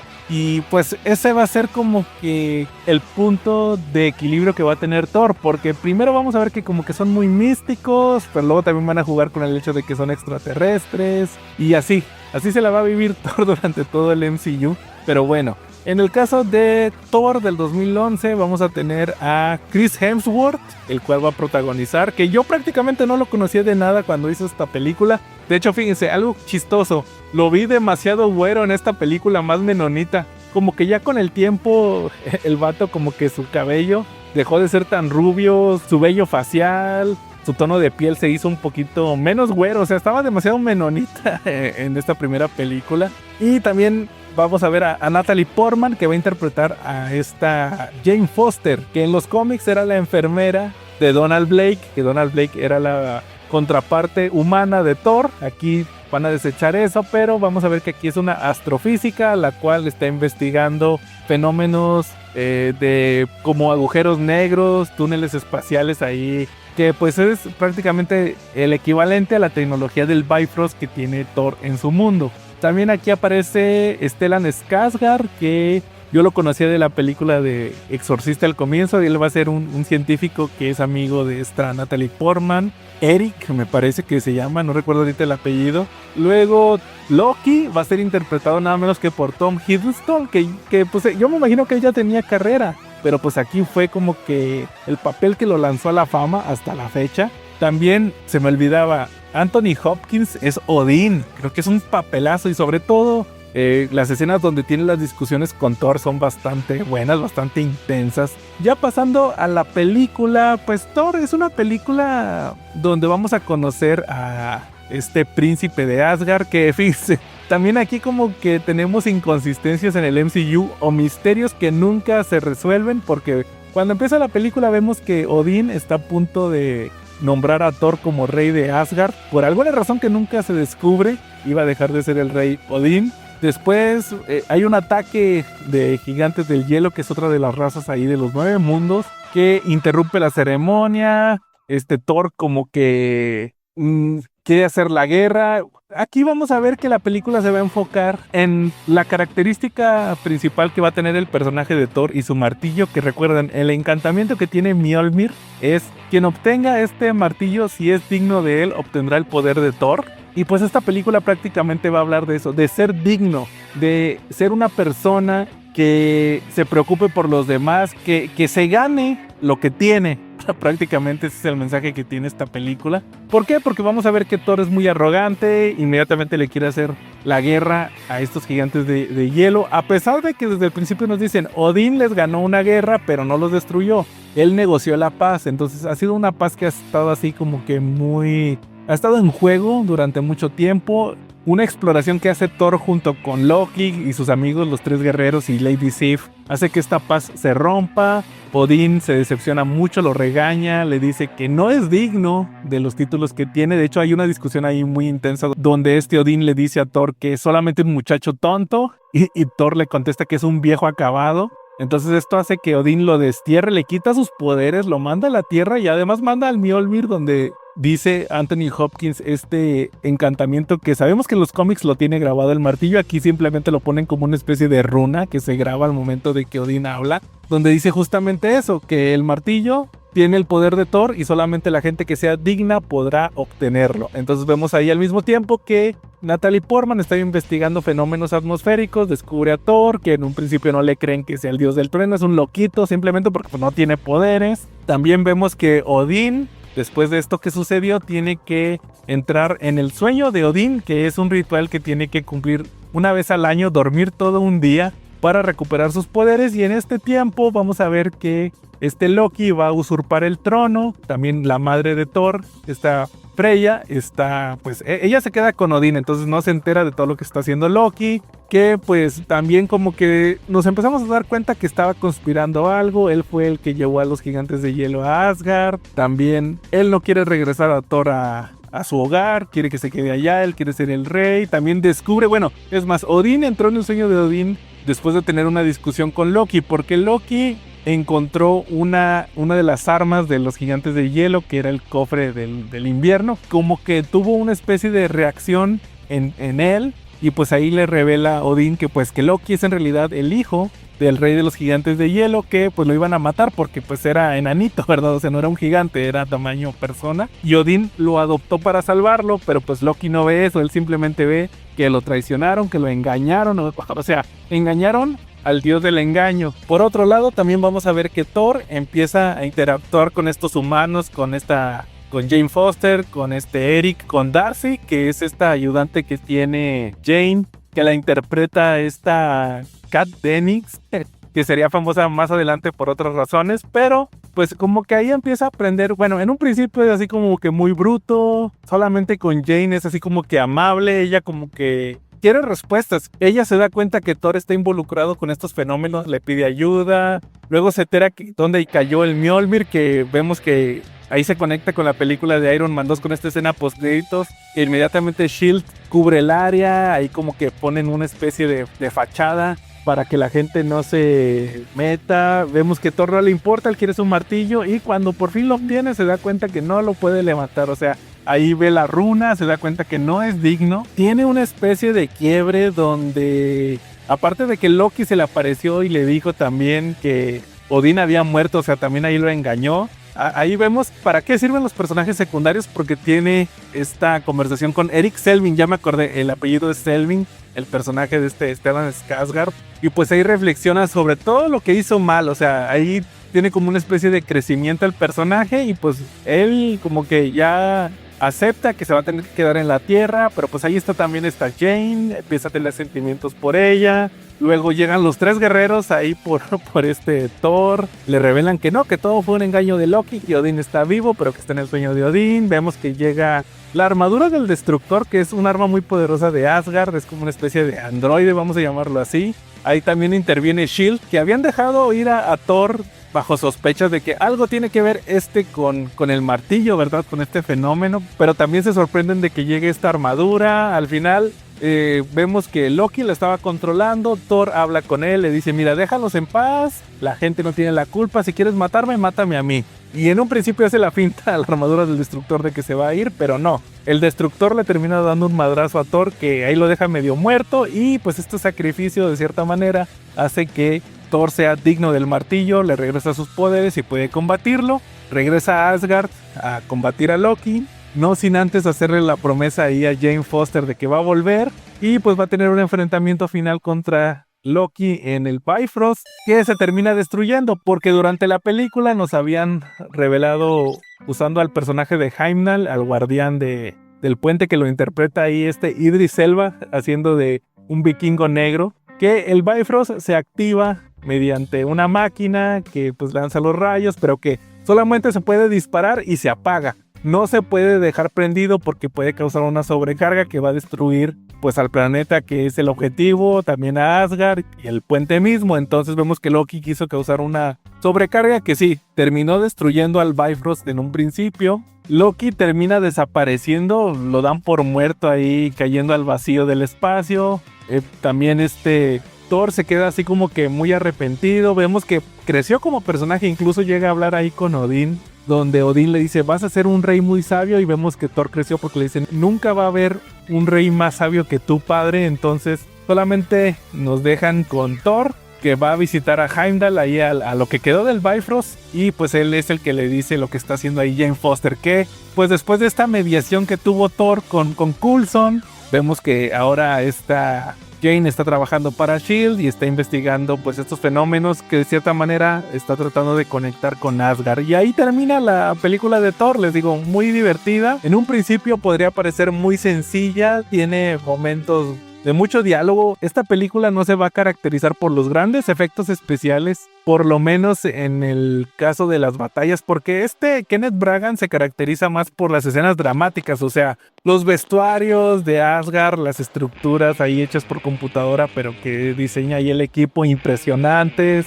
la carga del drama también bastante buena, pero les digo, las batallas no va a ser su punto fuerte, eso lo vamos a ver hasta otras películas que veamos combatir ahí a Thor, pero pues fue una buena película, les digo, creo que tiene una buena moraleja. Yo creo que fue con lo que me quedé en la película, con este tema de que al final habla sobre crecer como personas. Creo que es lo que más le rescata a esta primera película de Thor. Y en el caso de los cómics, Thor tuvo su primera aparición en Journey into the Mystery número 83, que ahí nos van a contar la historia de Donald Blake, que es pues un doctor que tenía polio, entonces no podía caminar bien, era cojo. Está de vacaciones en Noruega cuando llega una invasión de extraterrestres que en un principio Stan Lee y Jack Kirby los llaman los hombres de piedra de Saturno, que luego le hacen como una especie de reboot. Se trata de la especie de Korg, este personaje que luego se hizo amigo de Thor. ¿Se acuerdan el que interpreta a Taika Waititi, el hombre de piedra? Aquí vemos que van a invadir la Tierra, Donald Blake los espía, tiene que huir de ellos, se mete a una cueva, en esta cueva se queda como que atrapado en ella y luego descubre que en esa cueva hay una especie de pasadizo donde está pues una especie de bastón de madera, así como una rama que se convirtió en un bastón así con nudos y todo eso, muy arcaica. Donald Blake quiere usar esta rama para tratar de hacer palanca y poder quitar unas rocas, pero cuando no lo logra termina golpeando este bastón y se convierte así mágicamente en Thor. Ahí se da cuenta que pues en realidad este bastón es el martillo y que tiene ciertos poderes, los poderes básicos de Thor, de que se transforma cuando lo golpean, y se revierte también a Donald Blake de la misma manera. Si suelta el martillo por más de 60 segundos, también se va a volver nuevamente Donald Blake. Igual si lo lanza, va a regresar automáticamente a él, y si se agarra de la correa y lo lanza, pues va a poder volar. Así son prácticamente las habilidades básicas que tiene el personaje de Thor. También por ahí nos dan una demostración de sus poderes para invocar tormentas, invocar nieve, pero pues realmente en los cómics no las usa tanto, por lo menos estos conceptos básicos que creó Stan Lee en un principio. También en el caso de Jane Foster, ella aparece por primera vez en el Journey to Mystery número 84, cuando ya Donald Blake, después de derrotar a estos hombres de piedra de Saturno, que de hecho los derrota utilizando el argumento básico que se usaba en Marvel en aquel entonces cuando eran las invasiones extraterrestres. Estos aliens llegaban, atacaban la Tierra, luego llegaba el superhéroe en turno, los asustaba y luego los extraterrestres se confundían y decían, todos los terrícolas son como vámonos, porque son muy poderosos. O sea, no sabían que era un ser con habilidades extraordinarias. Les digo, luego ya Donald Blake regresa a Nueva York, donde él vive y da consulta, y su enfermera es Jane Foster, que aquí vamos a ver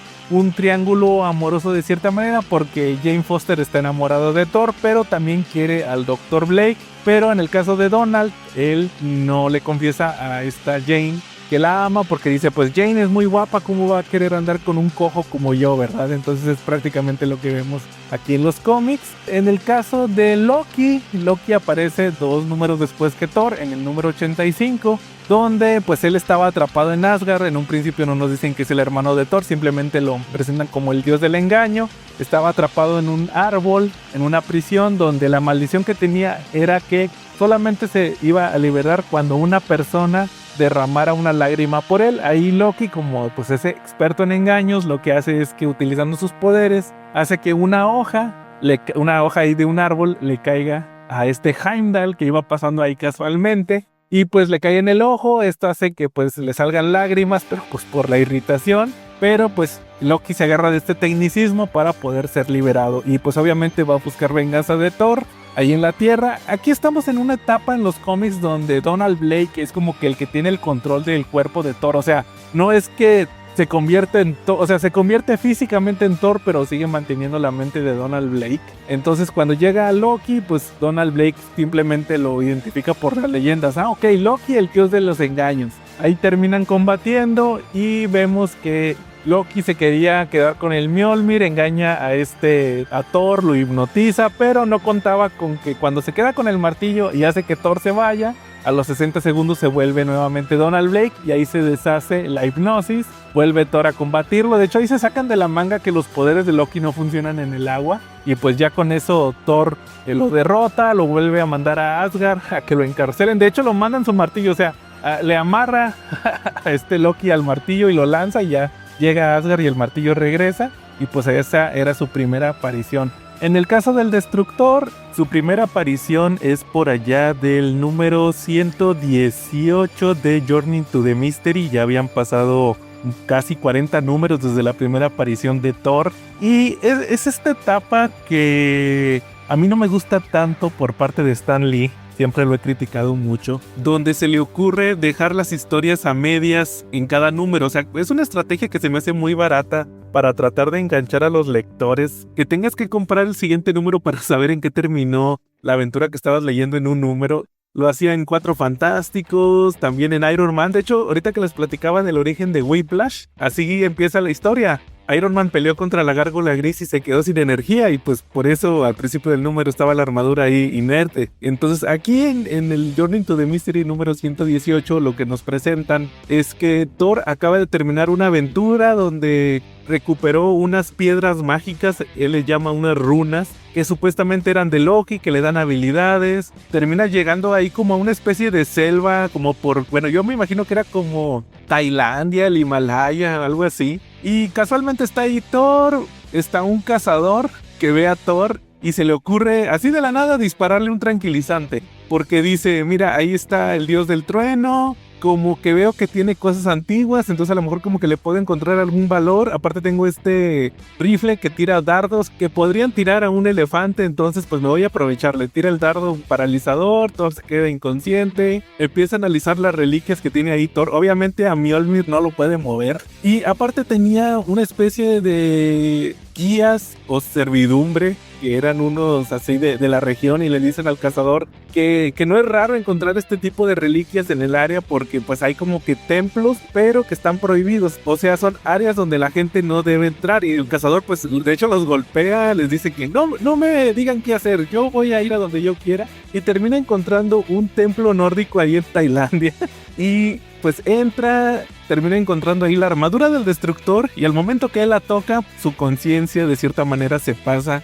a la armadura. Loki está observando todo esto porque de hecho pues estaba vigilando a Thor porque evitó, en una aventura anterior, evitó que Loki hiciera algo por este tema de las runas, entonces se da cuenta, ok, este cazador encontró la armadura del Destructor, una armadura tan poderosa que Odín la terminó escondiendo en un templo. Estaba sellada, este mortal la encontró y pues ahora es muy peligrosa. Entonces Thor termina despertando, va a buscar al cazador, lo encuentra dentro de la armadura del Destructor, da la misma explicación que Loki, pero pues sí es demasiado poderosa. De hecho, con el rayo que lanza la armadura de su casco termina cortando a Mjolnir, así como si fuera mantequilla, le hace una cortada y ya no lo puede usar bien Thor porque creo que si lo usa demasiado se puede quebrar. Entonces ahí vamos a estar viendo cómo Thor va a tratar de combatir a la armadura del Destructor y Loki, aunque no lo crean, va a tratar de salvar a Thor porque dice, si el Destructor termina matando a Thor, la ira de Odín va a caer sobre todos y sobre todo a mí. Ahí va a estar utilizando magia para salvar a Thor de los ataques del Destructor y por otro lado Odín casualmente, al igual que en la película, va a estar en el sueño de Odín, tiene que estar todo el día dormido. A Loki le urge despertarlo para que ayude a Thor, para que él selle al Destructor. Y al final vemos que Loki termina haciendo un trato con una diosa de no sé qué, como una diosa de magia negra, que tiene el poder de despertar a Odín. Ya Odín despierta, se da cuenta de la situación. Y cuando va a intervenir, Thor le dice que no lo haga, que él va a terminar con todo este tema del Destructor. Al final, la armadura iba a atacar a Thor. Thor agarra el cuerpo del cazador que estaba pues vacío. Ahí como que de cierta manera toma conciencia la armadura de no, aquí Thor está utilizando mi cuerpo de escudo, entonces no ataca, vuelven a intercambiar cuerpos y en eso Thor ya derriba el templo con la armadura adentro, o sea, termina destruyendo ahí toda el área para supuestamente sellarla para siempre, pero luego sabemos que no ocurre esto, la armadura vuelve a regresar varias ocasiones. Otro punto importante que me estoy acordando ahorita diciéndoles esto de que regresa la armadura del destructor, el escritor de la película fue J. Michael Straczynski, que en aquel entonces era escritor regular del título de Thor, entonces sí tuvo mucho que ver también en meter temas de la mitología del personaje dentro de la película. Y pues antes de pasar a la siguiente, les voy a platicar la escena postcréditos, que recordarán que vemos al Dr. Selvig, a Eric Selvig, el amigo de Jane Foster, que es llevado por S.H.I.E.L.D. a una instalación donde termina encontrándose a Nick Fury, el cual le dice que necesita que analice algo y termina revelando nada menos que al Tesseract, que así lo vamos a conocer dentro del universo cinematográfico. Los que sabemos un poquito más de cómics o que ya estábamos familiarizados con este objeto, lo ubicamos como el cubo cósmico, y dentro de este MCU posteriormente vamos a saber que este objeto también se trata de la gema del espacio, de las gemas del infinito. Al final solamente nos muestran que el Dr. Selvig acepta analizar este objeto, pero que está siendo manipulado por Loki, que Loki sí sobrevivió, ahora está tramando algo y pues va a utilizar este objeto de poder para sus maléficos planes, o eso pensábamos en aquel entonces, porque hasta Avengers vamos a descubrir cuál era el plan de Loki.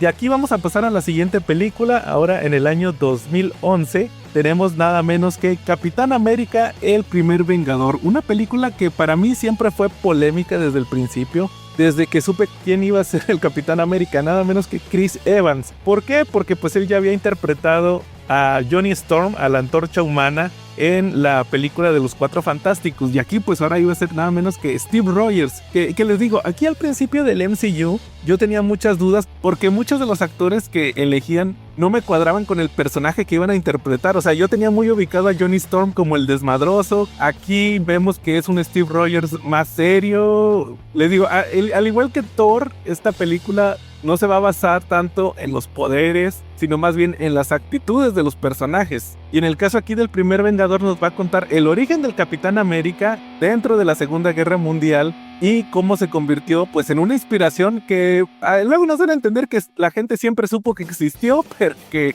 nadie decía nada al principio de este MCU, o sea, ya lo dan por hecho, ¿no? Siempre se supo del Capitán América. En el caso de esta película fue dirigida por Joe Johnston, que según yo recuerdo él hizo películas como Jumanji, Jurassic Park 3, The Wolfman, esa es la de Benicio del Toro, que a mí se me hace muy divertida, de Rocketeer, o sea, ya tenía experiencia también con este tipo de películas de época, obviamente Rocketeer en los 90s con muchísimo menos presupuesto, y que fue escrita por Christopher Marcus y Stephen McFeely, que ahí les va un dato. Ellos escribieron las 3 películas del Capitán América. Luego como que sí les dan mucho crédito a los Russo, pero fíjense, el equipo de escritores de la trilogía de Capitán América sí fue muy regular. En sí, en otros casts que vamos a ver aquí está Sebastian Stan. Él va a interpretar a Bucky Barnes, que es una versión muy diferente a la que conocemos. No va a ser el sidekick del Capitán como en los cómics, que era prácticamente Robin. No, aquí es el mejor amigo,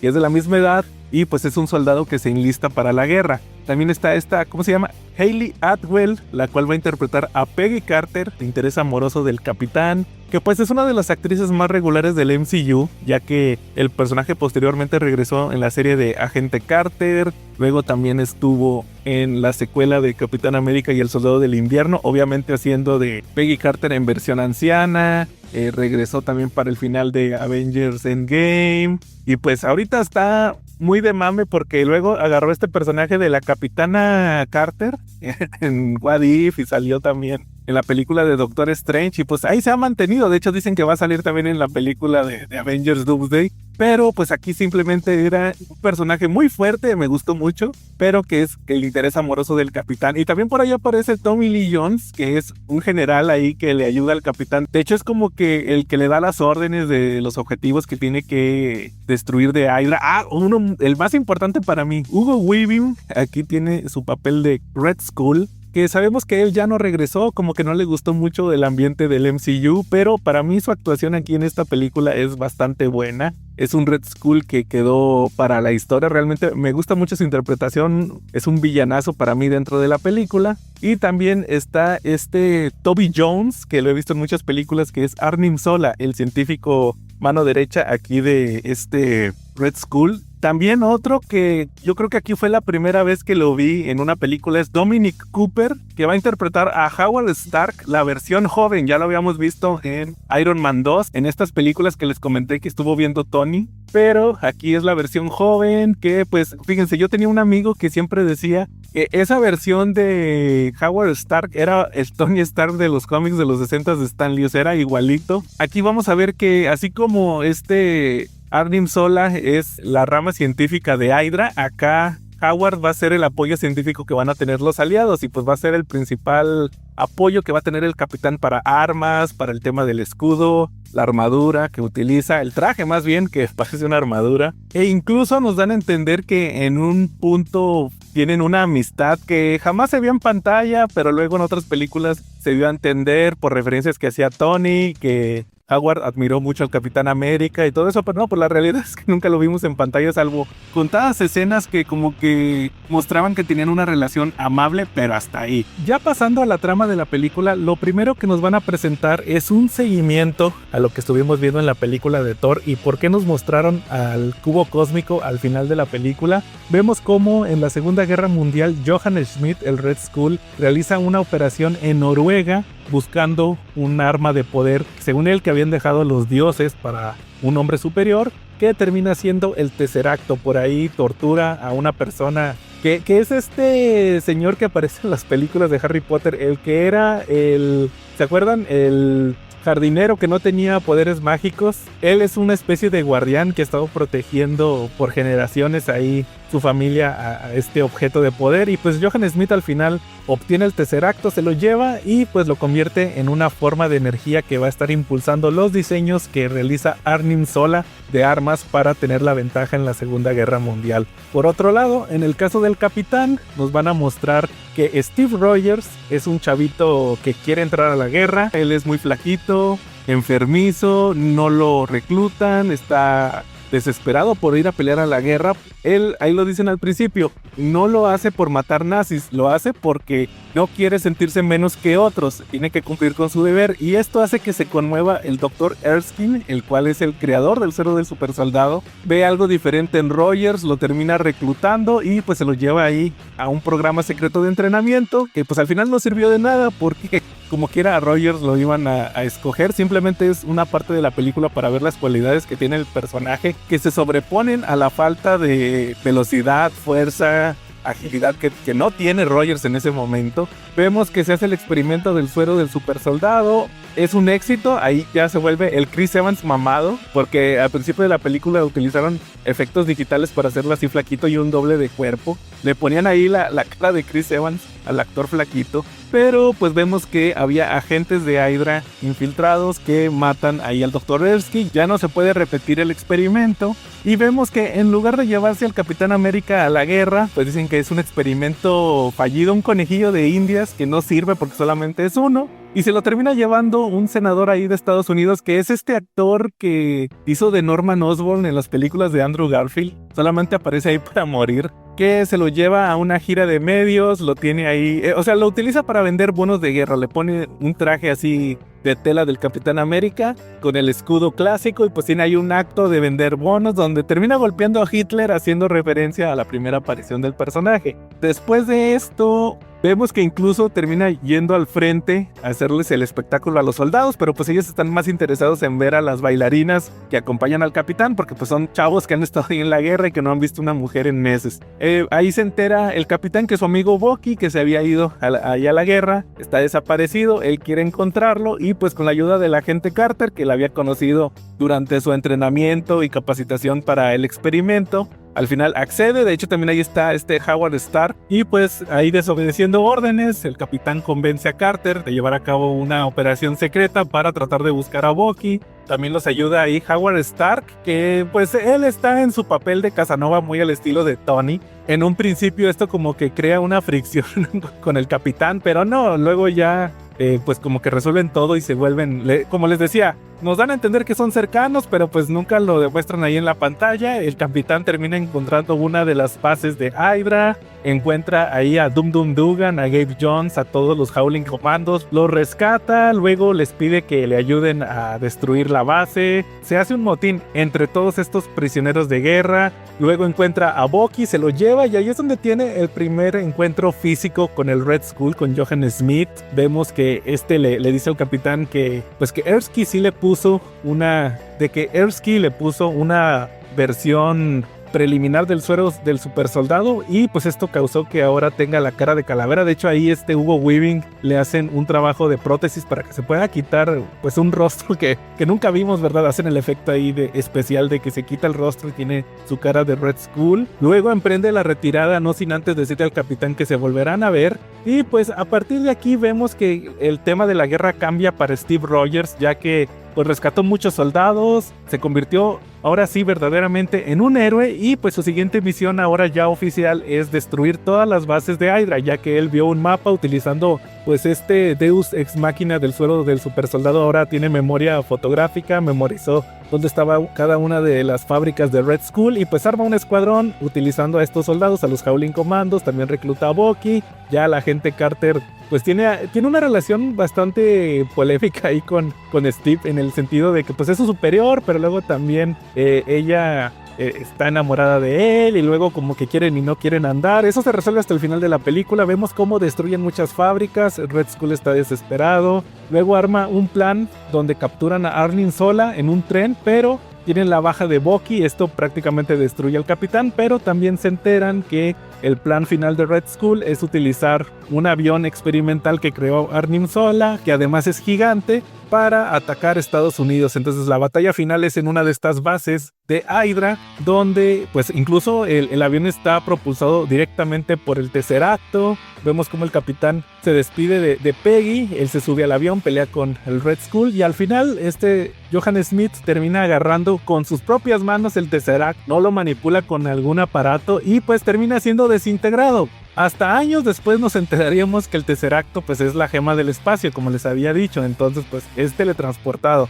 Steve tiene que desviar el avión, que se estrelle, se termina despidiendo de Peggy y pues todo el mundo lo da por muerto, solamente que no. Esta nave se estrelló en alguna parte del Polo Norte y es hasta el presente del MCU, que era por allá del 2011, que lo terminan encontrando los agentes de S.H.I.E.L.D. Ya se lo llevan, tiene un encuentro con Nick Fury, que en un principio querían hacerle creer que seguía en 1944, pero no, está en el 2011 y pues lo termina convenciendo de que se una para su siguiente proyecto. Ya la escena postcréditos de esta película nos muestra que el capitán está entrenando y Nick Fury lo recluta ya para el tema de los Vengadores y pues ahí posteriormente nos mostraban el primer tráiler de la película que vendría en el 2012. Eso es lo que vemos aquí en Capitán América, el primer Vengador. En el caso de los cómics que yo les podría decir que se utilizaron para esta película, pues está por ejemplo Capitán América número 1, que incluso aparece en un cameo ahí dentro de la película. En todo este tema del senador que usó a Rogers como medida publicitaria, incluso sacó cómics, ahí sale la icónica portada del número 1 donde golpea a Hitler y que se utilizó también para el número que nos mostraban, era así como muy metatextual dentro de la película.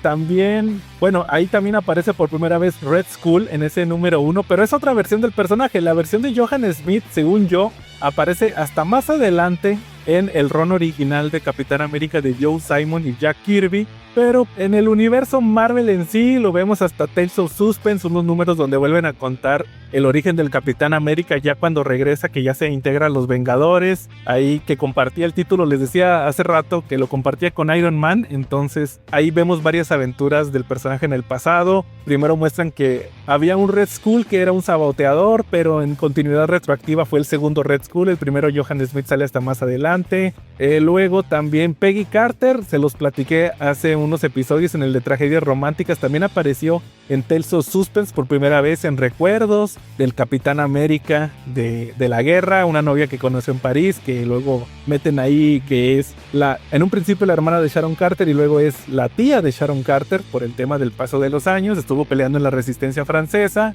El tema del Tesseracto, del cubo cósmico, también aparece en Tales of Suspense después de estos números de Peggy, ya que el capitán primero enfrenta a unos robots que había dejado Red Skull sin que él apareciera, que son los Sleepers. Esa trama la van a retomar hasta unos años después y luego también en las películas con el tema del Soldado del Invierno. En el caso de Red Skull, él regresa ya dentro del universo Marvel hasta unos números más adelante de Tales of Suspense, por allá un poquito antes del número 70. Hay un arco donde el capitán enfrenta a AIM, a Ideas Mecánicas Avanzadas, que en un principio esta organización era una rama de Hydra. Aquí aparece, vemos que el líder es Red Skull y ellos terminan construyendo el cubo cósmico, que en sí lo que hace es cumplirle los deseos de lo que él pide una armadura, pide poder. Vemos que luego le dan como que la capacidad de alterar la realidad, pero en un principio era un arma de Red Skull. Ahí el capitán muy apenas logra derrotar a Red Skull en esta primera aparición de su regreso, y pues ahí más adelante vamos a ver que el cubo cósmico va a estar muy relacionado con el capitán. Luego vamos a pasar aquí al momento estelar de este podcast, ya que toca pasarnos al año 2012, un año después de la película del Capitán América, para revisar nada menos que Los Vengadores de Avengers, la película que nos prometía juntar a estos personajes que ya habíamos visto en proyectos separados, pero en una aventura conjunta. En el caso de la dirección, fue realizada por Joss Whedon, un director y escritor muy conocido por haber creado a Buffy, la Cazavampiros, Firefly. También lo recordarán como escritor de cómics, se aventó Astonishing X-Men, o sea, ya tenía experiencia en el tema ñoño. Y también él le metió mano al guión de esta película. De hecho, tiene un estilo bastante característico, con chistecitos que de repente saca. Que fíjense, en lo personal, esta película ya tenía unos años que no la veía. Como que ahorita que la vi, sí le encontré algunos detalles que en su momento no me habían gustado. Ahorita creo que sí me gustaron un poquito más, pero sí se nota demasiado el estilo de Joss Whedon. O sea, de repente saca chistes de la nada que solamente son como para tener un momento gracioso, pero pues en sí creo que disfruté bastante la película. Cortan demasiado la atención. En el caso de los actores que ahora se unen al cast, vamos a comenzar con Mark Ruffalo, el cual entra para sustituir a Edward Norton, el cual pues ya saben, él se sale del MCU después del tema de The Incredible Hulk, y ahora Mark Ruffalo sería el nuevo Bruce Banner. De aquí hasta la fecha sigue apareciendo con este personaje en todos los proyectos. También aquí se une Jeremy Renner, que yo lo conocía de esta película de Misión Imposible de Protocolo Fantasma. Aquí él interpreta a Clint Barton Hawkeye, que de hecho él ya había tenido una aparición en la película de Thor. Hizo ahí un cameo en una escena muy chiquita donde estaba cuidando la instalación de S.H.I.E.L.D. que se había puesto donde había caído Mjolnir, el martillo de Thor. Pero aquí ya lo vamos a tener pues en un papel más protagónico, desarrollan su personalidad, lo vamos a ver incluso al lado de Loki, ya que en la trama Loki toma control de él o se le lava el cerebro. También se une Cobie Smulders, la cual venía en aquel entonces de How I Met Your Mother, lo había visto en esta serie, y aquí realmente interpreta a un personaje bastante diferente, ya que le toca interpretar a Maria Hill, la mano derecha de Nick Fury, un personaje que en los cómics a veces era buena, a veces era mala, dependiendo del punto de vista en el que vieran a S.H.I.E.L.D. Podía ser aliada o enemiga. Aquí siempre Cobie Smulders interpretó a una Maria Hill que pues sí era buena. Creo que queda bastante claro durante todas las películas donde apareció, pero tenía sus secretos y pues sus tácticas al ser la mano derecha de Nick Fury. También es un elemento que me gusta mucho de esta versión del personaje que interpretó esta actriz. Pasando a la trama, ahora sí vamos a entrar dentro de Avengers. Pues la trama tal cual de la película creo que todos la conocemos. S.H.I.E.L.D. está estudiando el Tesseract después de lo que vimos en la escena postcréditos de Thor. Vemos que por ejemplo Clint está como supervisor de seguridad, llega Nick Fury, Eric Selvin, que pues es el que salió en la escena postcréditos de Thor, él es el que está realizando los estudios. Empieza el Tesseracto como a despedir cierta energía, vemos que se abre un portal del cual llega Loki. De hecho, ahí queda muy claro porque dice Clint, a mí me explicaron que este artefacto es un portal. Entonces llega ahí Loki. Creo que desde ahí queda suficientemente claro que es la gema del espacio de las gemas del infinito. Llega Loki, se quiere llevar el Tesseract, al final escapa con él. Además de que tiene un artefacto que luego nos enteramos que es la gema de la mente, también otra gema del infinito, que utiliza para controlar a las personas, y ahí controla a varios agentes de S.H.I.E.L.D., incluyendo a Clint Barton y también a Eric Selvin. Se los lleva para su propósito. Aquí Nick Fury decide unir al equipo, le llama al Capitán América, que ya lo habíamos visto, que estaba entrenando. Ahí Fury le explica que pues tiene que ver con el cubo que utilizó Red Skull. Luego a Banner lo va a buscar esta Natasha Romanoff, que también estaba en una misión infiltrada, y vemos sus habilidades otra vez de espía. Ahí como que logra convencer a Banner y lo mete ahí al proyecto. Y Tony Stark, él estaba diseñando una torre en Nueva York, la cual es la Torre Stark, y pues estaba ahí viendo temas de lo que le iba a poner cuando llega Phil Coulson a decirle que lo necesita Fury para que se una también al proyecto. Y en eso vamos a estar viendo que Loki se vuelve a aparecer. Ya había planeado un robo de una sustancia junto con Hawkeye y con Eric Selvin. Esto fue en Alemania. Llega el Capitán América a confrontarlo, también Iron Man.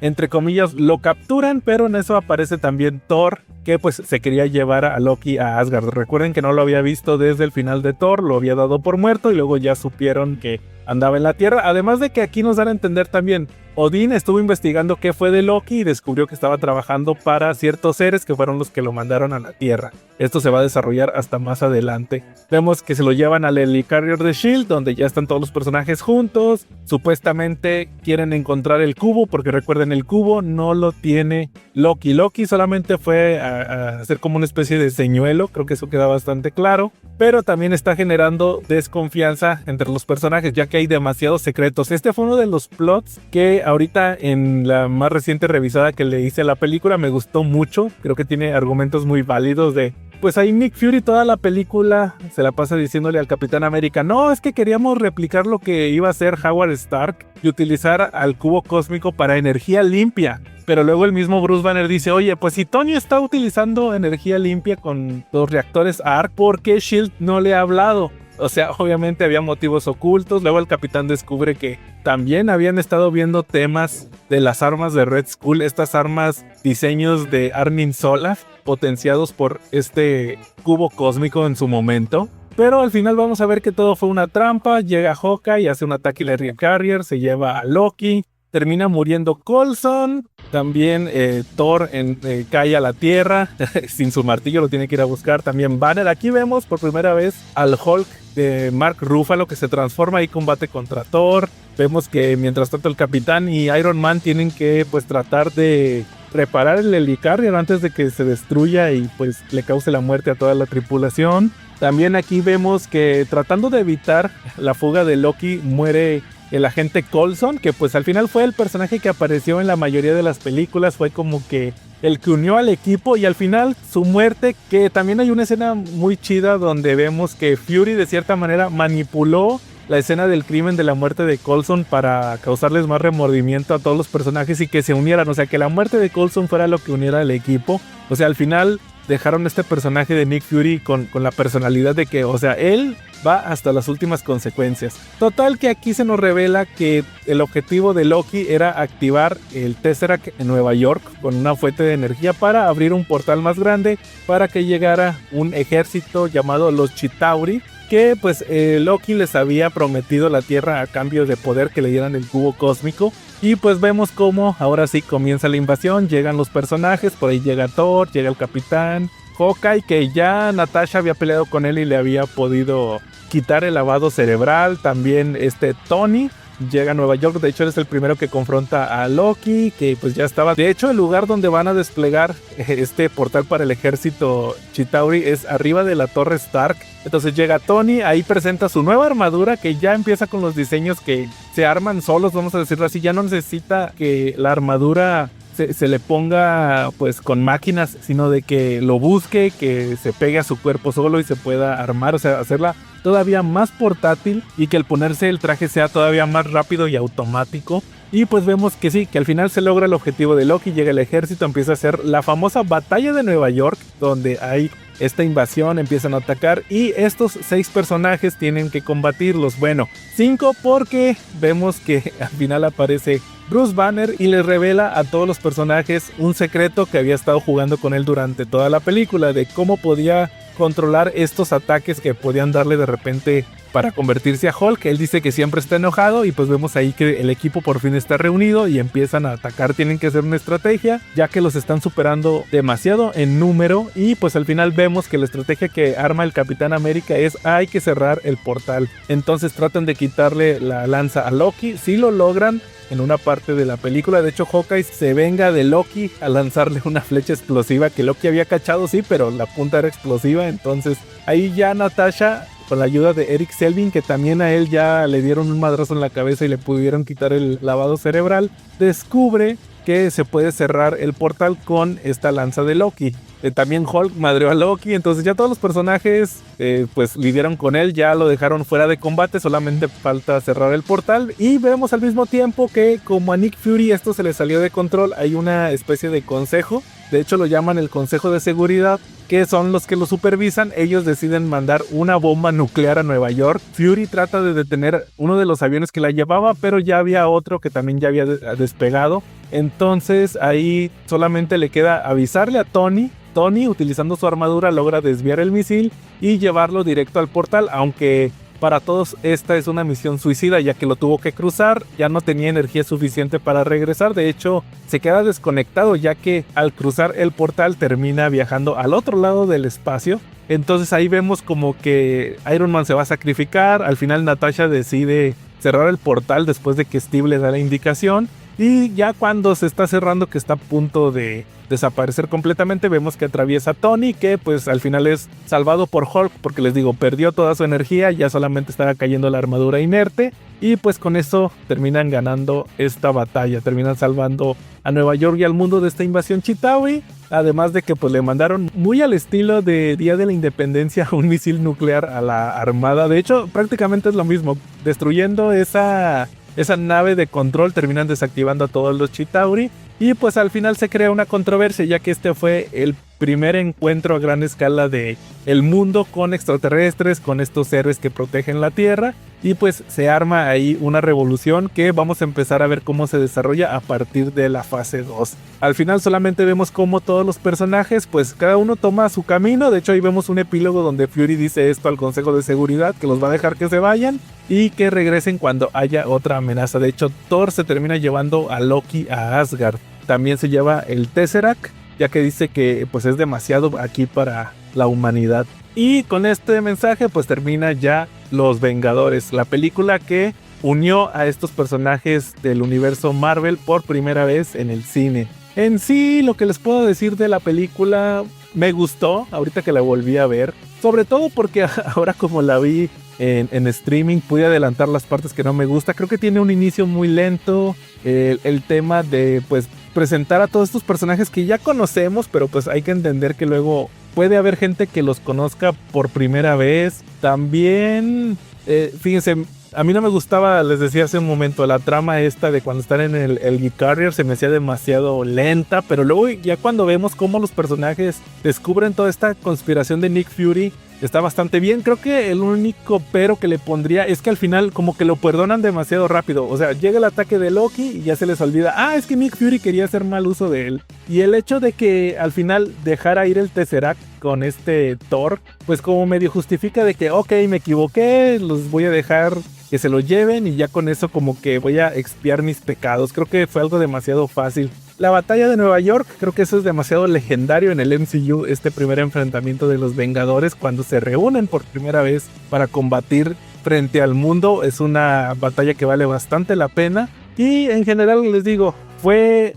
un antes y un después en el cine de superhéroes el ver por fin a este equipo reunido. En el caso de los cómics que les puedo mencionar en esta película, pues muy levemente está basado en el Avengers número 1. Creo que lo único que toma de aquí es que es justamente Loki, el villano que une a los Avengers. Originalmente eran Iron Man, Thor, Hulk, el Hombre Hormiga y la Avispa. Solamente eran esos personajes los fundadores de los Avengers. Y aquí pues vamos a ver que en realidad el equipo está más basado en los Ultimates, la versión de Mark Millar y Bryan Hitch, que vimos por allá del año, era el año 2000 me parece, 2000-2001, donde este equipo lo reúne nuevamente Nick Fury, una versión muy parecida a esta que vimos en la película, para combatir primero justamente a Hulk, que vemos que causa un caos ahí en Nueva York, y para el final de la serie vemos que también llega una invasión de los Chitauri, que de hecho en los cómics los Chitauri vienen siendo una versión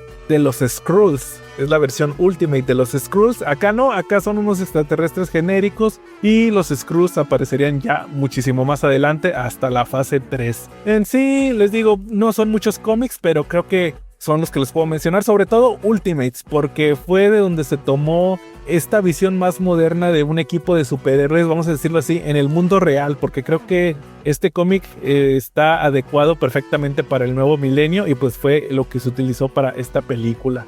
Ah, y saben que también se me estaba olvidando, la escena postcréditos que tuvo Avengers fue la revelación de que el villano que estaba detrás de Loki, el que lo patrocinó, el que le entregó el ejército de los Chitauri a su comando para que pudiera invadir la Tierra, era nada menos que Thanos. Thanos, este villano que creo que en los cómics, bueno, había aparecido en tiempos recientes, allá en el 2012, ¿verdad? Pero realmente su época de gloria fue allá a finales de los 90, con todo este tema de el guantelete del infinito, que bueno, Thanos es toda una historia, yo creo que la voy a platicar en su debido momento cuando nos acerquemos más a la fase 3. Pero a pesar de que fue creado en los 70s, tuvo sus momentos ahí con los Avengers, con Spider-Man, hasta principios de los 90s fue cuando regresó con más fuerza. De hecho, él aparece también como el antagonista de este videojuego de Marvel Super Heroes, el que desarrolló Capcom. Entonces, yo creo que ahí es donde tuvo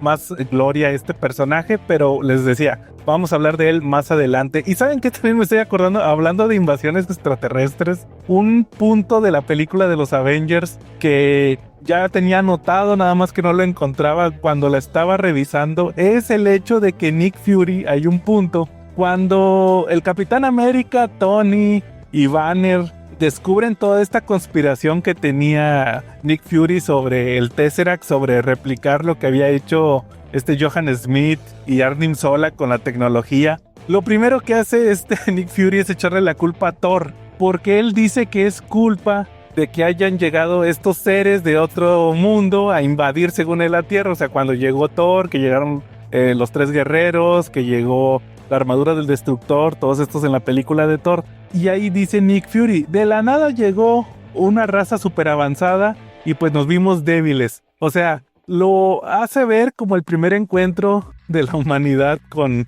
seres de otro mundo, cuando años después llegaría la película esta de Carol Danvers, la de Capitana Marvel, y pues obviamente eso no pasó. O sea, creo que ahí sí fue un error muy gacho, no de Avengers, sino de la producción de Capitana Marvel, del guión, el contradecir todo esto que ya había aparecido, porque sí, Fury ya había visto los poderes cósmicos de la Capitana, los Skrulls, que luego también en la serie de Secret Invasion nos dan a entender que todo lo que logró Nick Fury fue por los Skrulls, pero sí siento que como que le dan un poquito en la madre a la continuidad. Y si ustedes van a decir, ¿se puede justificar? Yo creo que sí, ya muy rebuscado decir que Nick Fury les echó mentiras en ese momento, que no tenía por qué decirles todo lo que ya había vivido, pero sí, es una explicación demasiado rebuscada, así que simplemente quería externarles esto. Y pues yo creo que ya es todo lo que les puedo decir de esta película. Yo creo que sí se me pasaron varias cosas, voy a tener que escuchar este episodio y a lo mejor en el próximo, cuando platiquemos de la fase 2, les diga algún detalle que se me haya pasado, pero en general sí les puedo decir que disfruté bastante volver a ver estas. Fueron 6 películas: Iron Man 2, Incredible Hulk, Capitán América el primer Vengador, Thor y Los Vengadores. Yo sí les recomiendo que lo hagan, creo que valió bastante la pena. Y pues como les digo, en unos 2 meses vamos a continuar ahora con la fase 2 de este MCU. Así que sin más por un momento, aquí estuvo Joe y nos vemos en la próxima.